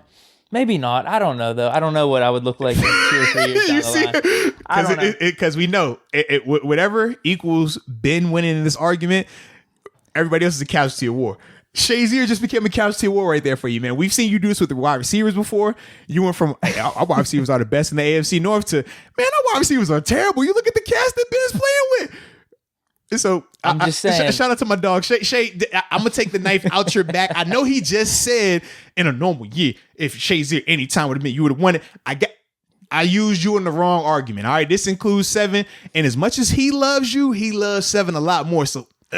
I'd like to think. Actually, this is not mine. This is yours. You take that. If someone got hurt middle of the season, then came back the next season, it was just so happened to be the same year that Shazier came back, I would like to think, I'm just going, all right, both players came back. Who had the better year? Who had the better stats? We're not going to do that. I would like to think that's going to be me in that scenario. So I'm going to say that I'm going to do it in this scenario too. Both players came back, and Ben was the better comeback. Hold on. Now you're going to make me retract the statement. Now, earlier today, I said, man, you never lie to me. Earlier, I said, man, usually, you know what I'm saying, it's the biasness that is covered up, and you just don't just come out and flat out say it. But I said, you never just lie to me. Right after you just flat out lied to me, man. Ain't no way. You talk about if Shazier Kane were to come back, that you going to be over here, oh, well, whose numbers were better between this? He hurt his shoulder, separated shoulder, missed 3 games last year. My man was paralyzed temporarily. Oh, well, you know what? That shoulder injury, man, that was tough. Well, he had 100 tackles this year, so I'm rolling with him. No, you're not. I kind of view these awards though, as merit based, right? No. When has the comeback player of the year ever not been merit based up to this point? What do you mean? That's my thing. When has it involved somebody almost losing their life? Typically, if we're going ACL versus ACL, those are comparable. That's right? what I mean. They're flipping the switch on me now. All of a sudden, no. It's always been on for comparable injuries. When the comeback race, right? If they have multiple candidates that are tight in terms of, man, okay, we think these 2 guys are the favorites. Now you start splitting hairs. Okay, well, what were the injuries? Okay, it's an ACL for this running back. That's tough. That's a lot that we're going to look into right here. Okay, what was it? An elbow to the throwing arm. Okay, cool. Okay, was it? Oh, you almost died. Oh, huh. You heard the difference right there? I don't know if you heard it. Hold on. We'll do it again. Oh, you had an ankle. You almost. Oh, your ankle broke. Oh man, broke fibula. Oh, that's tough. It's long rehab. Whew. What'd you do? Achilles. Oh, okay. Nice. What about you over here? You almost died. What do you? You saw Jesus for a second. Oh, you were on the road. You were going up there. Oh, you almost didn't make it back. Oh, okay. A little bit different. That's all I'm saying, man. Well, listen, dude. I do think Alex Smith is going to win. I think all the storylines, he has all the backing in the world. I'm saying who should win based off my record book and how I would do things, and it's Big Ben. Here's the thing, though. I'm not going to go all out on the stats and all this type of stuff because, one, this isn't the award that I want. I wanted Super Bowl first. You told me MVP. Yeah, that was the one, right? Yeah, I don't even know. Would I want an AFC championship over MVP even? No, you told me MVP. I would. You were on the MVP. I'm just saying, like, those are the awards I want. I want Super Bowl, then I want AFC championship. Are you talking about for Ben or are you talking about for the Steelers? Yeah, for both. But if no, we know you operate differently. No, but we're talking about individual awards here, though. Okay. So you I would prefer Ben winning the MVP, though. No, I'd want Ben to win the team award. You were the same guy that said that your excitement would be tapered if we won the Super Bowl and Ben wasn't the quarterback. No, my excitement would still be there. You said it would be tapered. No. You said it wouldn't be the same. Someone brought up a great point with this. The Thanos ending in the Avengers Endgame. Okay. Tony Stark finishing him off, killing him. Okay. It wouldn't hit the same if it was someone else. That was their point. You're excited that the Avengers won, but if it was someone else, like it was only right that Tony Stark did it. No, I was mad. I wanted Captain America to do it. Get him out of there. I don't know. He's too clean cut for me. I ain't like Tony, get him out of there. Tony Stark was the first Avenger, correct? In the movie series. Yes, in the movie series, yes. He was kind of the head of all this. Even though to me, I got to look at the timeline because I'm like, technically to me, isn't Hulk more of like the first? But all right, you can make a debate. All right, cool. You say he's like the leader, right? Thanos addressed Iron Man the most, as the guy. Yes. So that's my point. Is it just wouldn't hit the same? I would still be excited, but it would feel right for Ben to get that third. I would have been more excited for Tony Stark to survive and be alive and kill off anybody else. You could have killed off Captain America. I'm not talking about being alive or dead. I'm saying him killing off Thanos, the person killing off Thanos. It just so happened. Guys killed off. I wouldn't have been tripping on that. I wanted Black Panther to win it. Black, man, you come back and kill him, man. Wakanda. Like I wanted that one, but I couldn't get it. It's cool. So that's my thing. Yeah. Where was I at here with this? Oh, we were talking about Super Bowl. Yeah, that would be the first award that I would want. Like if we're ranking, right. I want Ben to win the Super Bowl award, the team award. Not Super Bowl MVP? No, I don't care. Like that's the first thing. Anything else? Did you just say you don't care about Ben winning Super Bowl MVP? I'd rather have the Super Bowl because I can always make arguments 2-3 years down the line, like I had with Super Bowl 43, in terms of I think he should have won the MVP. I mean, it is what it is. It's history, so I'll make my case with it. And some people agree with me, but I would have liked co-MVP for that one. But if I'm leaning one way, I got to go with Ben. I'm good with Holmes winning it, though, because he played awesome, too. I don't like co-MVPs, man. Did anyone win one in a Super Bowl before? I don't think so. I mean, because I thought the Malcolm Smith year, I thought they could have done co-MVPs because I personally wanted Percy Harvin when he ran back the kick. Right out of halftime. I think that was his first game that year too. He was hurt like the whole year. Yeah, he was hurt. And then it was funny. You hear the stories that came out, everything leading up to the game. But I think him and Golden Tate, they had their little, difference of opinions and stuff like that. But for him to still go out there and do what he did, I was like, you could have done co-MVPs for that one. But it is what it is. Yeah, that's where I'm at. Okay. I think Ben should win Comeback Player of the Year. Who will win? Obviously, it will be Alex Smith. Yeah, I like it. I didn't hear you say Ben when we talked about MVP either. Dude, well, we mentioned this before. Because you laid the groundwork. I know you said that Aaron Rodgers is going to win, but you didn't even talk, like, even in the consideration. You gave me Derrick Henry, you gave me Mahomes. I told you based off this last season, I told you this before, we talked about some of the best seasons this year in terms of quarterback play. I don't think Ben was, when it was all said and done, with Mahomes, probably Brady. Rodgers, I think those guys had better seasons. Gotcha. My point always with Ben is I'm always gonna be biased. I'm always gonna stick up for my guy, because I always think he's still in that conversation, and he could do it on any game in or game in out basis. No matter if he had a bad game last time, he's just gonna turn it around next game. So that's why I'm always like, he's won. I still think he's got it. But yeah, in terms of won, WON or ONE. ONE. Okay. But that's what I think. I think he can have an MVP season this year coming up. That's why it'll probably reflect my rankings. I'll tinker with some things, but we'll see how. When you say he's won, are you talking about in the league or for the Steelers? Yeah, one in the league. I told you, man. I'm biased. I'm hopeful, and this is my guy. I wanted the clarification. I ain't want to be guessing. Dude, here's my thing. Here's my thing. You see throughout an NFL season, everybody. Oh man, it's Russ now. He's the top guy in the league. Now it's Mahomes. Let him cook. Now it's Rodgers. Oh, it's Brady for these 2 weeks. Now it's maybe back to this guy. Okay. That's more crazy to me, flip-flopping all over the place, than saying, this is my guy. If he's still in the mix for all that shit, I'm rolling with him.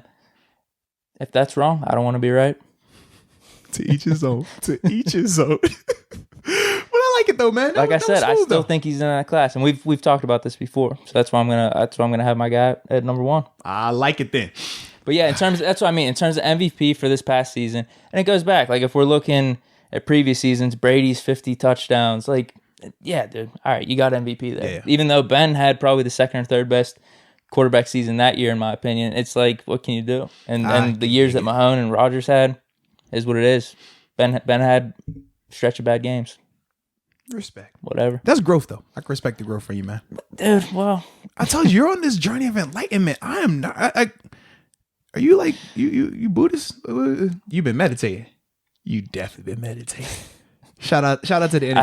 I have not, but I think I did it one day a month ago. But that's about it. I take my vitamins and I was meditating the other day. Wifey came in, was like, "Why are you sitting here in the dark? Are you okay?" I was like, "Yes, babe. Just meditating. I'm not weird, I promise." She's like, "Okay," and walked out. Such an awkward scenario. Yeah, if you're gonna meditate, you probably should let a significant other know that you're just sitting in the room in the dark. Yeah. So that way it doesn't look kind of creepy. For sure. All right, you ready to talk about this Bucs versus Chiefs showdown? For sure, bro. That was a full podcast on the awards, but that was fun. Wow. Wow. And we came here and said, this might be a 30-minute, 40-minute little quick one today. Nah. All right, ladies and gentlemen. Hope you're ready for round 2. So, Chiefs, Bucs. I'm excited about it, man. I think this is a matchup that when the moves were made this offseason and Brady decided to go to Tampa, this is, even though we wanted Steelers to be in it, I think all of us could have still simply said, yeah, I can see this matchup happen. We could see this whole Mahomes, Brady showdown. Is it the passing of the guard? You picked them, right? I did, yeah. I picked Steelers, Bucs. And it was just, actually, I might have picked Steelers because I remember I was on my 16-0 kick. I don't know. I think you had a couple predictions, didn't you? No. I was 16-0. I said the Steelers are going to be 16-0. I picked them to win every game. I know, but I think you picked Chiefs Bucs. I could be wrong on that. For the Super Bowl? I think so. No, that wouldn't make sense. Why would I say we're going to be 16-0? I know, it doesn't make sense. I don't know what you were doing. No. I didn't do that. Because, I think because I checked it this morning as well. Yeah. Can I make a bet on it? I think it was Chiefs Bucs. Do we want to say dinner? Or is this worth the dinner, this type of bet? I feel like I think a dinner, it has to be a game, right? Yeah, I'm gonna say this is like small, man, and you could bet your eyebrow on it though. Huh? No. I'm messing. Wait, what if it's a dinner, but it's not at a really expensive spot or anything? What does that even mean? All right, I'm messing. Huh? It's like, what is an expensive restaurant? What is that? Let me stop. That was not nice. But that was funny though. It's cool when it's funny. It doesn't matter. I don't like to do that. Bro, it has to be a wage. All right, we could do a dinner, sure. Okay. We could do a I'm dinner. saying you pick Chiefs Bucs. All right, dude, cool. Why? I mean, it's a win-win for you either way. No, it is. Because you're right. Or I'm getting food. Yeah. Either way, I'm winning. I like it. Yeah, exactly. I'm with it, man. I'm with it. Yeah, because the other stuff probably gets you frostbite. 'Cause I was going to say, just take your shoes off and go stand in the snow for 30 seconds barefoot. Bro, are you serious? I thought about that. Dude, I do that all the time. Serious? Letting my dogs out, man. Yeah. Okay. Yeah, I thought about that, man. That wouldn't have been a problem with me. Yeah, I thought about it. I was like, put you on the clock. My feet are kind of conditioned to the snow right now. Yeah, I didn't want to jeopardize your feet game. No, I'm good. I could probably go like 2 minutes, honestly. Okay, well, sweet. Well, shout out to you, man. It's kind of like holding your breath underwater. Some people could do it for 4 minutes. Some people do it for 10 seconds. Yeah. So, yeah. But either way, this is the matchup, though, man. It's gonna have all the fireworks. I think it's gonna be a high scoring affair. I'm trying to think, man.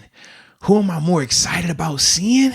Because this is a storyline game, right? You got, like I said, Brady. You got Mahomes. We got the GOAT versus the baby GOAT. We got he's been to 3 straight AFC Championship games and won 2 of them, but the one he lost was to who? That man he going to see today or see, on Sunday. So just thinking about all the stories, I'm like, I like it. I can see where we're going here.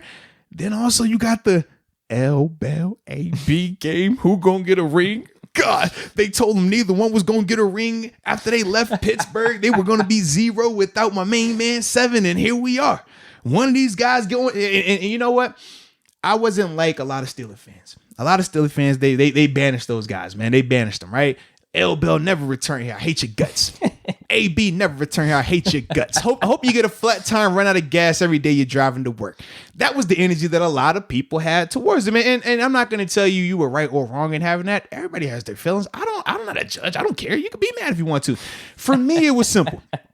I think back to my Osley brothers. I like my old school music. They got a song called Layaway. And in the song, they simply say this, man. I'm going to hold on to my receipt. You know what I mean? Because I might need your love later on. You might be coming back to me. You know what I mean? I got to hold on to my receipt.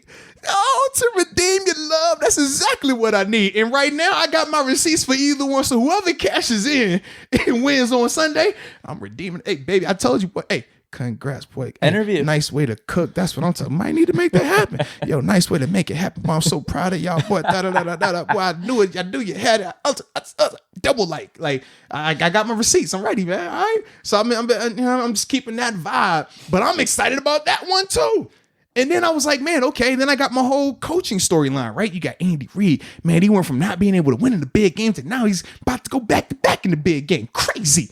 You got Bruce Arians. You got my dog. I mean, you look at that coaching staff. B. Leftwich. That's my AZ guy. You look at the linebacker coach down there. Larry Foote. Oh, that's my AZ guy as well. I mean, Antoine Randall. Oh, that's my Steeler Cruz guy. I mean, like, that's my dog. Like, these are my peoples, man. Not to mention, I got my GMU guys down there. So I'm just like, yo, I like this. I like that. I like this. I like that. Like, this is a dope situation. It's a dope situation, man. So what are you thinking here? Are we tough, going through man. the game? Or you think what do you want to talk about? Like legacies with AB Bell, We can Brady do all Rodgers, of it, man. or not Brady Rodgers, Brady Mahomes matchup. We can do it all, man. What you want to do, baby? How do the Bucs stop the Chiefs offense? Do you think they stopping them? It's weird because they definitely didn't have success in the first game, especially in that first half. Tyreek Hill completely went off. Like, bruh. It seemed like they started doing better in the second half. And I was doing some research on this. I don't know how much you can attest to this, but how the Bucs play definitely doesn't match up well to the Chiefs offense. They say a single high safety, which you can't be doing. but that's what screwed them in the first game. So I don't know what type of adjustments they're going to be making.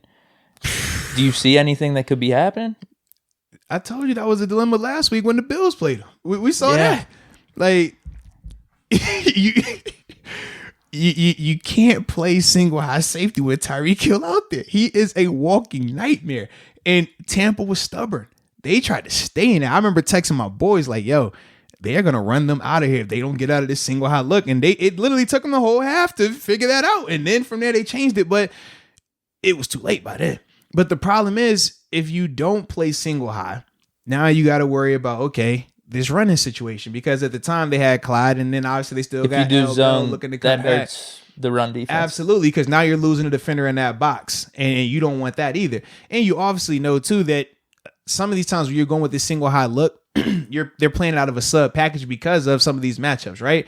Well, now if you're going to play a zone look or a too high concept, well, who's matching up with Kelsey now? Now you're potentially looking at one of these linebackers getting on him, and we know what that's going to look like as well. So that's another reason why you're really handcuffed when you're trying to play them like that, because you have this powerhouse offense where they can stretch you vertical. They have that type of talent. They have guys who can just win one-on-ones.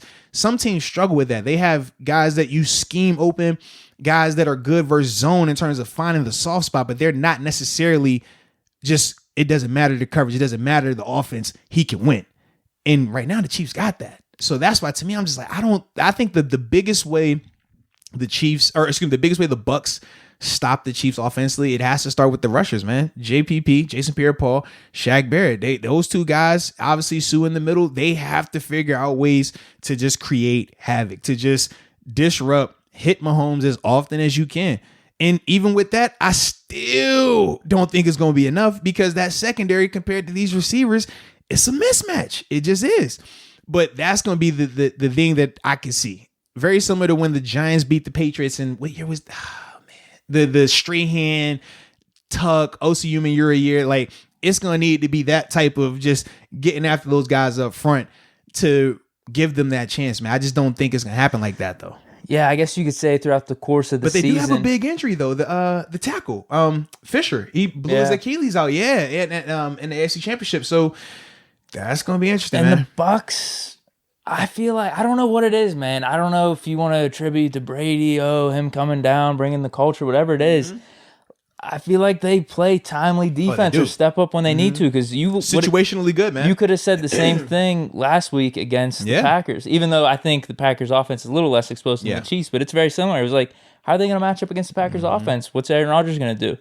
And they showed up. So it's one of those things, like, you don't know. This is the Super Bowl. How are people going to react? Maybe with Brady being the quarterback, all of a sudden they're like, we got this. You know what I mean? This was what, a 7-9 team a year ago, man. That's for him to come in 1 year like this, like, you got to be believing if you're on that team. Yeah, absolutely. To go to the Super Bowl like that, it's like LeBron coming to your team. It's the it factor. Yes, absolutely. All of a sudden, LeBron comes to your team. Oh, we believe now. Yeah. He's been to how many finals? And it's been the same. And then you're along with the journey, and all of a sudden, we just won the NFC Championship, Super Bowl. Yes. What the hell? I'm with you on that, man. I definitely can see that, and I do think that has happened. You watch them, you're like, they believe. Even when you hear them in interviews, they all believe. It's just different. I mean, you go back to even Jason Pierre-Paul, as soon as Brady decided to sign there, post a 30-second video of like, yo, we going to the Super Bowl. Like, and legit, like, you've never heard him say that. Even when he was playing in New York and he won a Super Bowl, you never heard him say that before the season. Yo, we going. Like, when Brady's on your team, you got that type of energy, and rightfully so, because is backed up. You see how many he's been to, how many he's won, the MVPs. Like, dude, you know, if he wins, he has more than any team. Yeah. Listen, every time people talk about 10, every time people talk about him going to his 10th Super Bowl, I'm just always reminded of, how great he is and how much my life sucks, because I'm a part of one of those Super Bowls that he went to. Wait, what? Every time we talk about Brady, us being the AFC it reminds me of it's the year we got beat, AFC Championship game. They trashed us, and then they go on. I'm just like, hey, dude, like, every time y'all talk about these 10s, I'm like, man, dog. But dude, it's crazy. It's filthy, it really man. puts to bed the whole, especially at this point in his career, being 42, 43. Yeah. For him to go back to a Super Bowl 1 year removed from the Patriots. A ton of people didn't believe he could do it, man. This isn't 35-year-old Brady. This isn't 30-year-old Brady. I know he's got a lot of weapons down there, but that's crazy. Yeah. And let's be real, though. A lot of those weapons were still there a year ago. We know, okay, AB was an addition. AB was hurt last week, too. It was an Antoine Winfield Jr. He was an addition through the draft. Obviously, the tackle was an addition through the draft and things like that. But the core group, and Ronald Jones had a good season. Yes. It wasn't like Fournette was the main guy. No. So it's like they had pieces there, but it's different, man. You see this team literally go from, like I said, 7-9 to the Super Bowl. It's nuts. And none of us would be shocked if they won it either. It's not like that Giants Patriots where we were surprised when the Giants won on something fluky. No, that's not going to be this case here. If they win, we'll be over here like, I'll be shocked if it's a blowout either way. I would. Yes, I don't think it'll be a blowout. With. Either if one of the teams get up early, I'll be shocked if it stays that way. Yeah. I think whatever team gets up early, the other's going to come back. Mm-hmm. I mean, I agree. That's great because everything you're saying about Brady, you could be saying about Mahomes, just the younger version, like you said. It's nuts, and they play their best in these type of moments too, man. All right, so what else we got? With this? I guess the flip side of that is how did the Chiefs defense stop the Bucs on offense? I don't know, man. I mean, go ahead. They're just like the steady. I mean, they'll take their shots deep. Mm-hmm. Brady just can't turn the ball over, really. I think that's it. Because I don't think the Chiefs are like that amazing on defense. They're good enough, but if they can run the ball and Brady doesn't turn it over. I'm with you on that because when we think about Brady, the games that they've struggled this year were the games where he's turned the ball over and had multiple turnovers, right? The 2 games against the Saints, multiple turnovers. When you think about his bad games, that's been it. And as a team, that's when they've looked their worst. But it's funny, when I think of the Chiefs defensively, I kind of think of them in the same vein of the Bucs. They are situationally good. They can rush they have 1 or 2 guys that rush the passer well enough, right? Frank Clark, Chris Jones. You look at the Bucs. Who do they have? JBP, Shaq Barrett. Okay, cool. They got a stud guy that can make plays. Devin White is the Bucs guy. Tyrann Mathieu is the Chiefs guy. So you can just see it. It's not a ton of big marquee names in the secondary that is like, oh, these corners are just amazing. Like, you don't get that vibe, but they're good enough. You respect them. And they just, like I said, they make the timely plays. And how many times have we seen the Chiefs make timely turnovers defensively?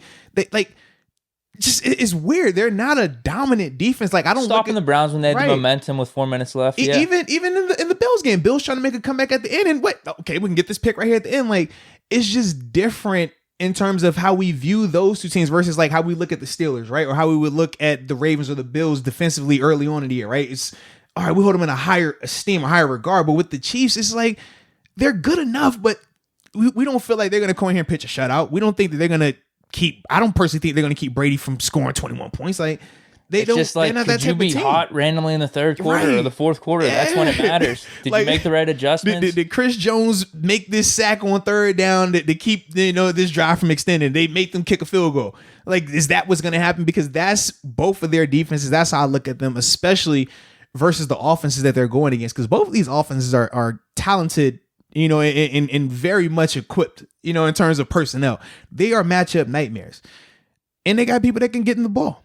So, yeah, I don't think either of these defenses are going to do anything crazy, but I do think that situationally, that's what makes it a good matchup, man. Yeah. I mean, just us laying it all out there, it's going to be a good game. And it's good for the viewer, too. In terms of, like, when you just think about this is a game that can appeal to a lot of people. You know how some of these games were, was it the Rams-Chiefs game? I think it was a year ago. It was like 56-52, right?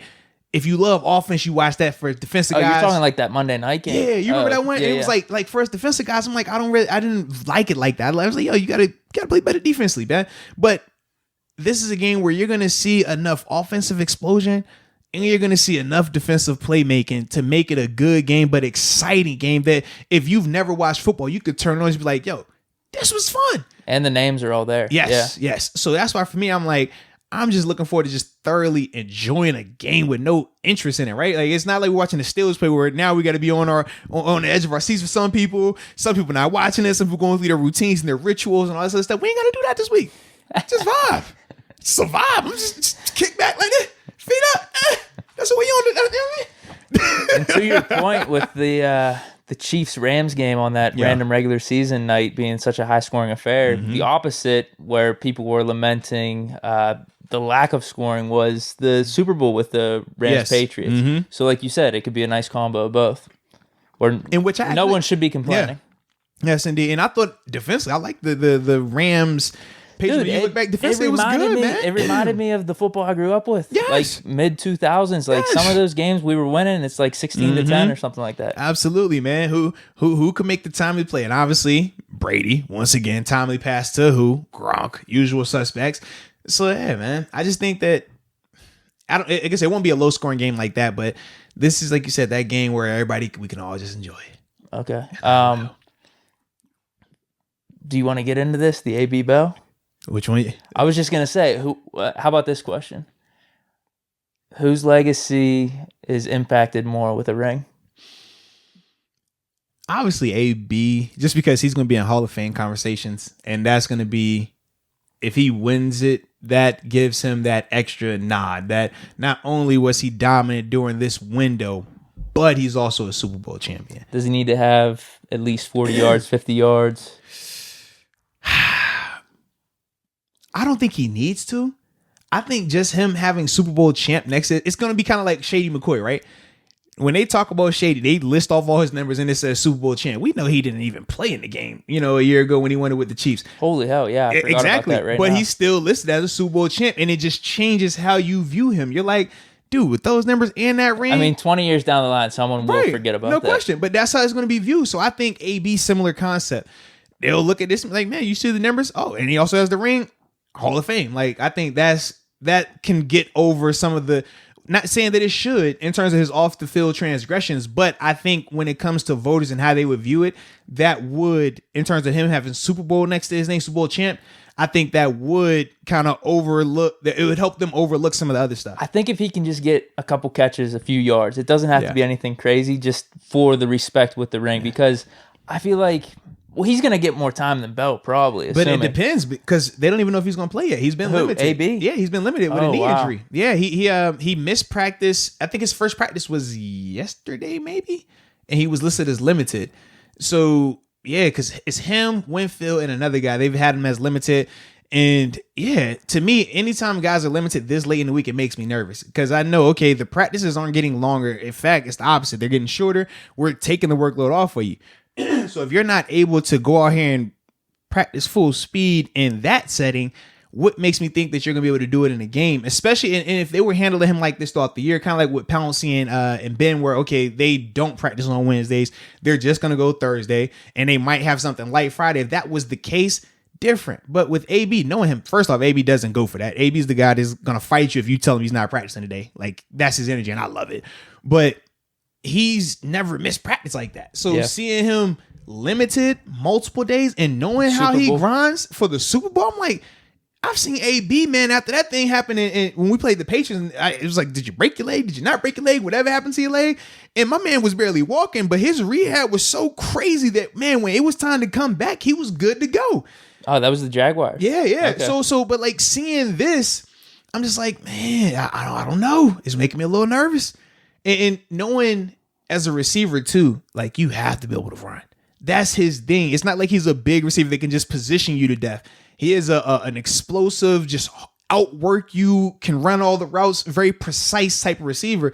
And if your knee is compromised, that means your mobility is going to be compromised. So that's why I'm like, I don't know how much of an impact he's going to have if he even makes it. But I do know if he has that Super Bowl champ next to his name, man, they going to, yeah. I think that he has, versus Bell, is he actually has legitimate impact on this season with the Bucs, where I feel like Bell, he was just an extra toy. He was it just wasn't there with him. Whereas if AB, like, somehow, even if he sits out this game, him getting that ring, it felt like he was a big part of the Tampa Bay Bucs season. Like, he was part of their turnaround late, especially in in the that second half. Bell, it didn't matter if he was there or not. L Bell, you know what L Bell is like? You know them fancy restaurants you was mentioning earlier where it costs a lot of money. You get there, you sit down, right, and you're like, all right, I got spoon, another spoon, another spoon. I got this fork here, and I got this other spoon up here. And you're like, dang, all right, I could just use this spoon for everything, huh? And they're like, no, you can't use that one. You use the other one. No, that one over there. L Bell was like that third or fourth spoon. You're just kind of like, I don't need that spoon. I don't even need this spoon. I could just go with this one right here and I'll be fine. That's what he was. He's a glorified accessory. Nothing wrong with it for him. I mean, shoot. That's why I think it. But that's why I think it would be more for AB, just because I think him winning it with the Bucs and the impact that he had on the Bucs season is just much more than Bell. No matter what he does in the Super Bowl. Now, if he does get those catches or whatever it is, some legitimate playing time, then that will just even, I guess, amplify that a little bit. But and also, he's older than Bell too. Yeah. So I think the chances are going to be a little bit less. What? You know what Jack he was a part of, baby? 2010. You know it's this. Man, when was Bell? 2013 then? Yeah. Okay. Mm-hmm. Yeah, so he's a little bit older, so the chances might be a little bit less going forward. Yeah. I do think the ring would mean a lot more for Man, I ain't gonna lie. I was a little surprised in terms of this topic, who it means more for. At first, I thought she was going to ask, who would I rather see win one? Because, that's been the other topic of discussion. Is it? Yes. Ooh. Would I rather see L. Bell win a ring, or would I rather see AB get a ring? Because one of them going to have a ring. And like I said, I think we agree on that. We don't really care, we right? don't. Yeah, but a lot of people, like I told you, when they left, it was, get him out of here. Don't want to see him again. Burn the tires. Burn the this. Anarchy. Like, it was that vibe, But I ain't had that energy. But that's what I was wondering. I was like, yo, if you ain't feel that way, I don't feel that way, cool. Because whichever one of them winning. Like I said, I got my receipt. Yeah, dude. Only positive attitudes from me for Bell and Brown for sure. Yeah. Like, I have nothing.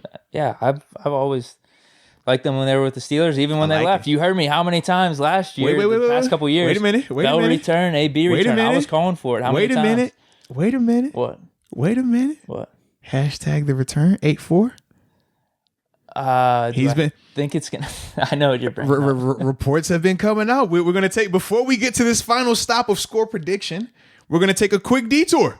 The quick detour is it's Super Bowl media week. Obviously, AB Antonio Brown was being asked some questions about the Steelers, his relationships. Does he keep in contact? And he said on the record, yes, I do remain in contact with some of the guys there, and along with the fact that I still talk to Coach T.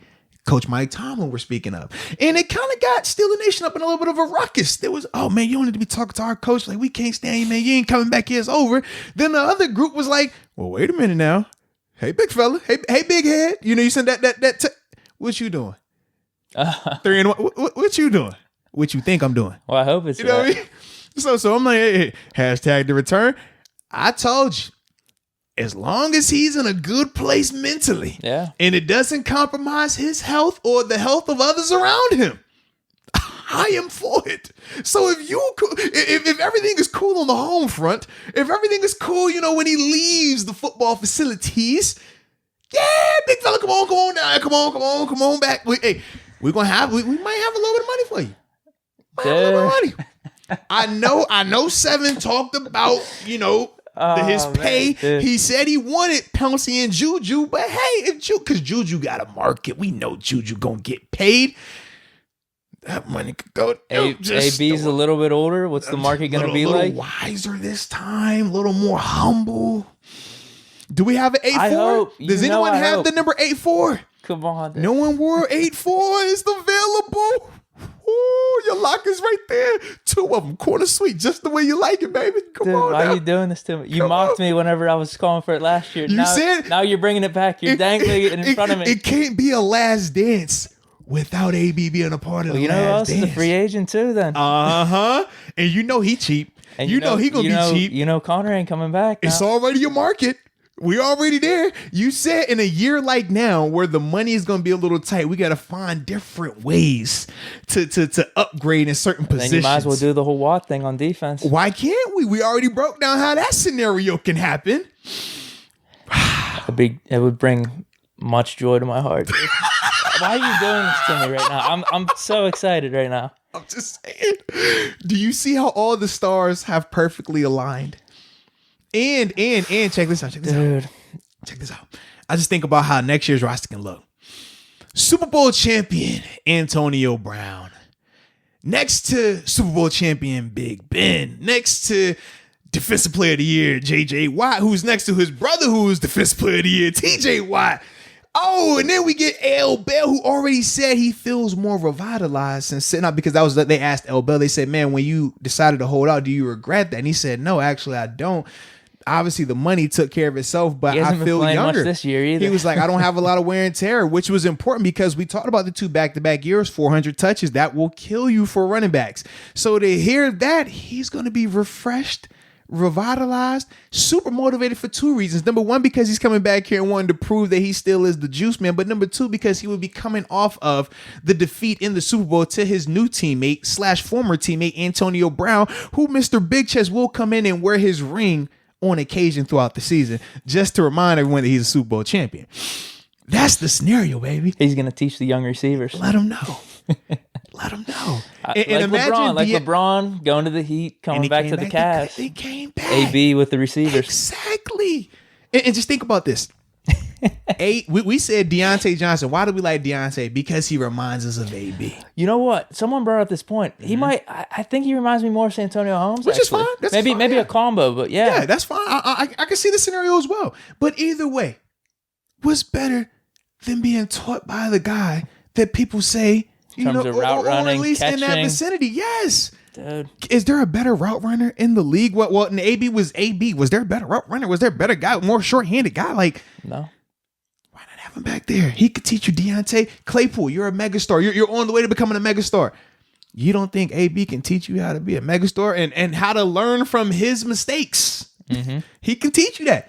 He got you. He can also get you on Dance with the Stars. He's connected. He knows how to operate. Okay. He can get you where you want to be, but also warn you of the pitfalls. Absolutely.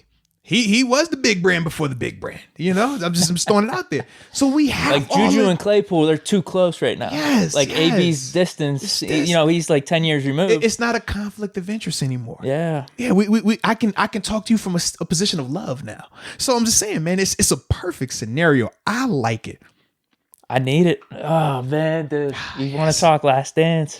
I'm just saying, bro. This would be the best thing ever. We saw Scottie Pippen in Last Dance.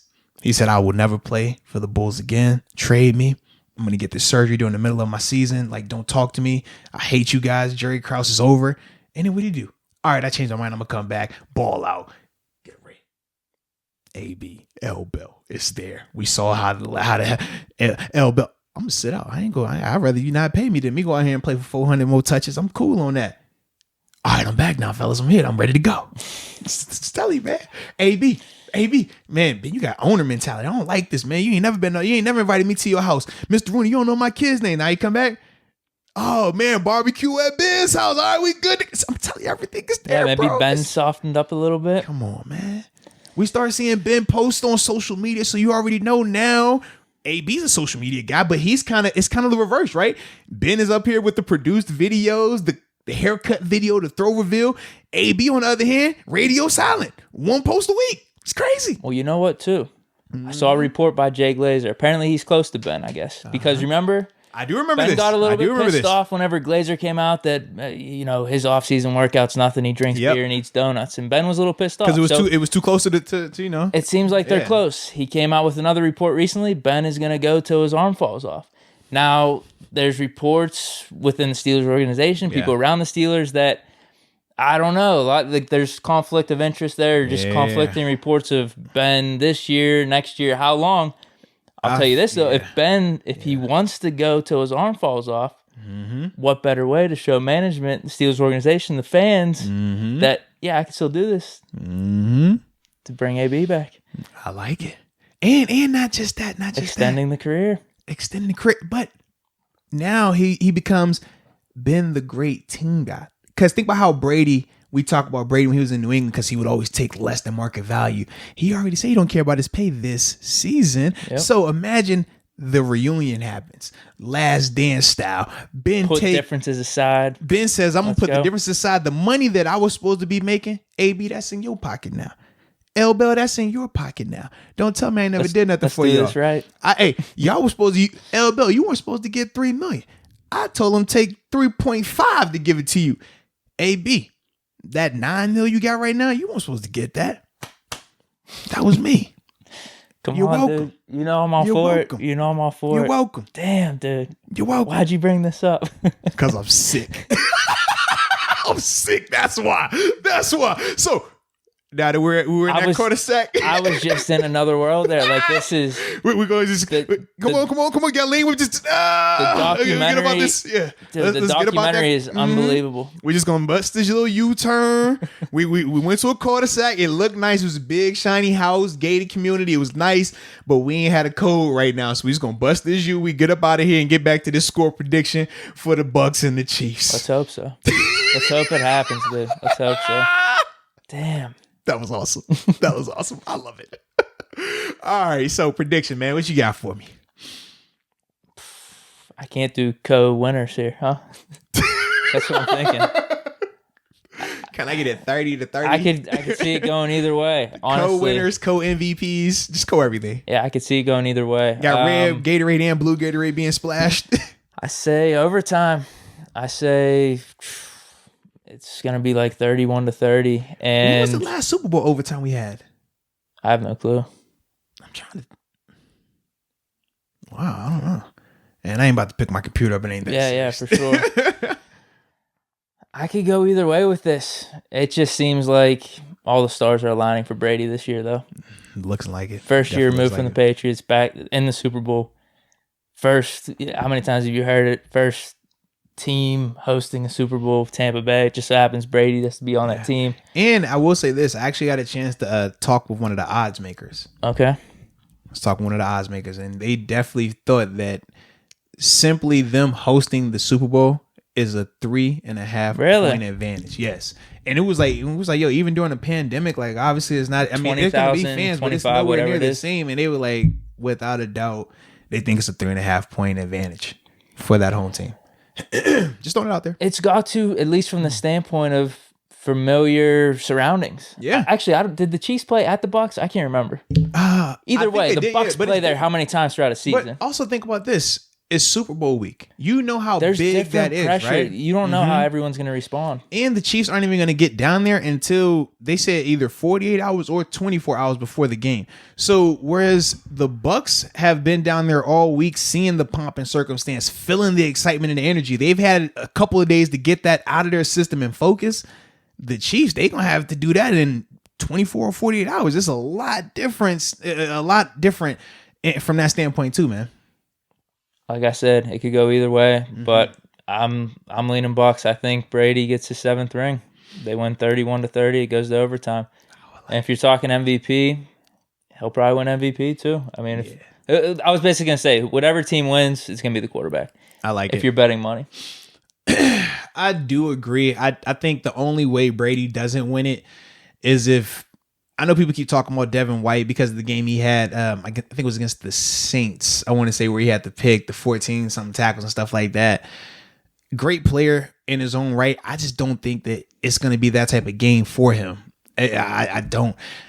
I think the only person that can win MVP for the Bucs outside of Brady is going to be like a Pierre Paul type, like go crazy, rush, like that type of game where you go out here 3.5, 4, and it's impact like fourth quarter ones too. That's the way I can see it happening for them. But I think it's gonna be a good game. I think the Bucs start out fast because of some of the things I talked about in terms of them just being accustomed to being down there right now, the confidence they're gonna be coming in with. And I'm gonna be excited for them, man, because I don't have an issue with either team winning. I mean, I'm be excited because, like I said, I have reasons why I would like either party to go. You know, I love watching greatness. I like some people, they get sick of the great discussion, right? Or, man, how many times we can see the same guy win, the same team win? Some people hate Alabama. Some people hate, like I said, Brady. Some people hate dynasties. For me, I appreciate them because I know how hard it is to do that and how rare they are. We don't see, like, we're not going to see this scenario for a while. I mean, we're hoping so because you never know with Mahomes, but it's just like for what he's been able to accomplish to get him to this point, like this is nuts. So if he were to win another one, yes, I would like it. I'm like, yo, this is dope. But at the same time, I know what that dude Mahomes could do. I've seen Mahomes in some very nasty situations, and they just don't blink. They're from the same tribe of no eyelids that Coach Tomlin is from. You know, because I've never seen this before. Guys getting these scenarios, and everybody was over here, and he's like, like it's just nothing. So yeah, I like that. And with that being said, I think that Chiefs come back rapidly in the second half, get it done in regulation. 34-31. Chiefs win. You got Chiefs winning 34-31 in regulation. Even though it's a 3-point victory, I don't think it's going to be a 3-point game in terms of how close it will feel late in the fourth. I think it will be either they're up 10, up 7 in that range, and it's just like, all right, either the time ran out or the Chiefs had the ball at the end, they win by 3 or something like that. But either way, it's not going to feel like a game. I don't think it's going to be game-winning field goal. I think it's going to be, all right, victory formations. Interesting. Yeah, man. Okay. Yeah, I mean, we're kind of on the same page with this. This isn't something like, oh, man, I know this team's going to win. I know this team's going to win. I could go either way, dude. Either way, I'll say go Dukes. Shout out to my 3 JMU boys that'll be in this game. Earl Watford, it's my young guy. Actually, he's the vet of that group. Guard, tackle type. My man Josh Wells is another guy. It's a puppy when he was, at the JMU spot. It's my dog. Good to see him out there. And then the starting left guard, Aaron Stenny, man. Or excuse me, he'll be starting at right guard if I remember this week now. Yeah, should be right this week. So yeah, I'm excited about it though, man. So either way. Shout out to those 3 guys because, just, keeping the JMU train rolling of producing football players that make it to Super Bowls and win them. Charles Haley, now these guys. You're welcome. Go Dukes. So, yeah, man. We got any other hot topics? I don't think I do. If you're willing to, what you got, man? To go for another 5 minutes or so. Let's I don't know where we're at. We're at. Oh yeah, I mean, we're at 151 right now. Who cares, right? Bonus. Right. You ready for this? Let's get it, man. You know what this is. Let's do it. I'm excited. Is Andrew Luck coming back? I'm gonna pull this up. I'm gonna read it off to you. You did bring this to my attention. Because you didn't know about this, really. I didn't. You heard about Luck rumors. You didn't know what the base of it was. Yeah. So recently, and we talked about this a little bit. I'm not on social as much, so I didn't get a chance to deep dive into everything. But yeah, man, you said that it was crazy. His wife, right? His talking to a friend. Yeah, his wife randomly talking to a friend to text. Yeah, you explain it, man. Well, that's about it. Wife talking to a friend through text message. This text message thread is leaked somehow, and it's very much in favor of Luck coming back. Are for. That's what I mean. If this isn't Photoshopped, if this is legit, then yeah, there's a legitimate chance Luck's coming back. Read them off. All right, here it is. Go. Hold on. Jeez, oh man, where do I start here? Okay. They're talking about like a baby here. Girl, you won't believe this. Lucy just spoke a full sentence almost. Ha ha ha. And then no way. And blue, I don't know who this is coming from. Then it goes, okay, the blue is Luck's wife, I'm assuming. So, yep, it was the cutest thing ever. Andrew didn't, no, I'm sorry. The blue is the friend. Okay. Now, this is Luck's wife. So, whenever I say blue, that's the friend. All right, so this is Luck's wife. Yep, it was the cutest thing ever. Andrew didn't know what to do.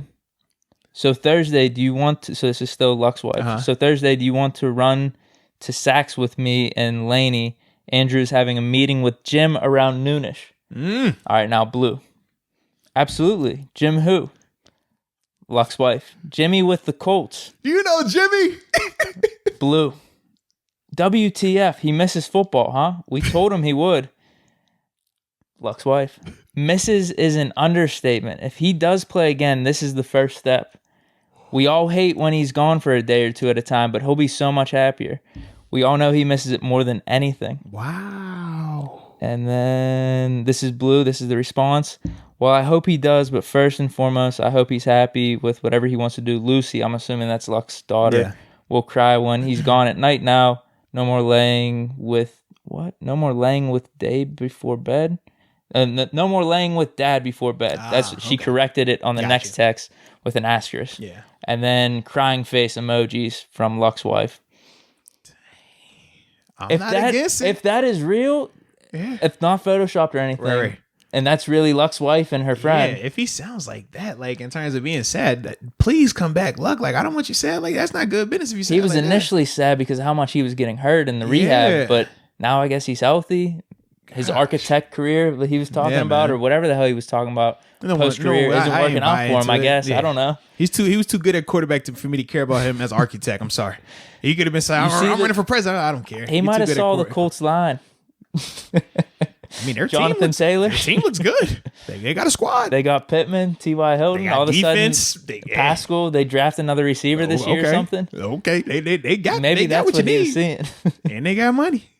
They got money. So Irsay, I think, responded. He said, doors open for Andrew. Yeah. Whatever he wants to do post-career, I'm all supportive. But if he wants to come back, we're more than open arms. I would love it. I mean, the game is fun when you have guys like Andrew in there. I told you from playing against him how he's fun to compete against, but just watching him, he's fun to watch. He can ball. I mean, that was the biggest reason why the Colts were able to move on from Peyton Manning when we thought that could never happen. They made the playoffs because of this guy. And he lived up to those expectations, even though it was a shorter career because he retired when he did. It's like, man, if that guy can come back, absolutely, I would love to see it. But I got an issue with the friend. If this is true, friend, I'm glad of this information because we get a chance to talk about this friend. But friend, if the wife of Andrew Luck or any other, not even NFL player, just, celebrity or higher up, if they are texting you in confidentiality, please do not leak said text messages. Please don't do that. And we talked about this off the mic. Don't even leak it to other friends. Not even to friends. Like who knows? If I tell Deke something, I don't want to hear Deke telling his brother. I don't want to hear Deke telling his sister. I don't want to hear about the friend. This is my best friend. I don't want to hear about none of that. Because if it gets out, I don't care if it was 5 ways down. I know it started with Deke. So friend, whoever this friend is, do better. If you get the other opportunity, because she might just be like, you know what, I can't trust you no more, boo-boo. Mm-mm. Is there, now you know how things work with rumors getting spread or things getting leaked. Is there any shot or any reasoning this is dropped on purpose somehow? It could be. What is the reasoning? What's the positive for it though? First, let people know. Get the excitement built up. Just a little hype. That's it. Yeah, it's no different. It is entertainment, right? Think about when Ben put out the video talking about like, or not the haircut video when he was throwing the ball and everybody went crazy. Right? It was a hype video. I mean, it didn't change anything at that point. It wasn't like he was 100% healthy that day of the video. We still knew everything was but right. But we all knew everything was going to be what it was going to be. It was like cool, but the excitement it jumped up the excitement. So I was pumped. Yeah, so if you're in Luck's camp and you want to drum up some excitement during Super Bowl week, what better way to do so than to flirt with and you can't just flat out say you're coming back because then it kills the hype. It's just a one-day thing. When you just give them the meeting, now door open, now this can linger. This can be a conversation. This can be legitimate. And from there, okay, you play with it for a little while. If you really want to do it, cool. All right. But if not, you're going to have your fun. Yeah, you can let this thing linger. James Harrison this year. How many examples we got? Brett Favre before then? I might retire, I might not retire. I might retire, Ben before Mason got drafted? I might retire, I might not retire. I might retire. We know this. Like, that people like attention. There's nothing wrong with it. So, yeah, if that was the case, cool. But either way, I would love it. If he truly wanted to do it. Because I don't want to hear about none of my NFL guys being sad. I hate that because I just know how dark it can get for some guys. Yeah. So, man, you telling me next year I can get the ABL Bell JJ Watt Last Dance Pittsburgh Steelers and the Andrew Luck returning Colts? Yeah, is there anything else that could happen? Debo out of retirement? Anything maybe? Out there? Debo come out of retirement? No, see, I don't know about that. No. Debo joins like WWE or becomes like a movie star. Yeah, I could see that. He gets like a big budget action movie. I could definitely see that. Yeah. I don't know about anything else that's like out there. Yeah. Yeah, I don't know. Yeah. Those would probably be the big two. Yeah. Right now. I like it. I mean, I guess you could say maybe someone within the league like Rodgers gets traded or something like that. But they already said he's coming back. Yeah. I don't know. Yeah, I don't know anything else. Yeah, I don't know either. Because Ben's not Dak, retiring. Maybe. Because I can't have Ben retiring because that kills my Last Dance. That don't work. Dak? Does he move teams? But I don't think that's as big as AB coming back. Remember what I talked about though, right? In terms of the Comeback Player of the Year award. Okay. You already know who's going to win it next year, right? You got Dak, you got Barkley, you got Burrow. You got three guys. No. Barkley and Burrow, what did they have? What was the similarities in their injuries? Oh, Julio. Yeah, Dak's injury was bad. How do we view ACLs now? ACLs are the new sprained ankle. We don't even consider them as like career threatening or anything like that. They don't even show, even when they do the replays, when they're doing the documentaries on Dak, they still blur out his leg on that because of how gory and nasty and just disgusting it looked and the circumstances surrounding it. It's just, he's gonna have to play a little bit better than Smith. Yeah. He got to play better than that. He didn't almost die. Yeah, but when you see body facing this way, leg facing that way, it's just not a good look. Okay. It's not a good look. People's stomach can't handle that. Even though for us, we're like, all right, you play football. It happens. Whose numbers are better? It just doesn't work like that. Sure. You know what I mean? So, yeah. I like it though, man. Anything else? Any other hot topics? That was great. And we gave you a 2-hour podcast, ladies and gentlemen. So, I need to talk a little bit more because I think when did you start recording? Did you give us like a 30-second window, minute window? I want us to really be a 2-hour podcast for the people.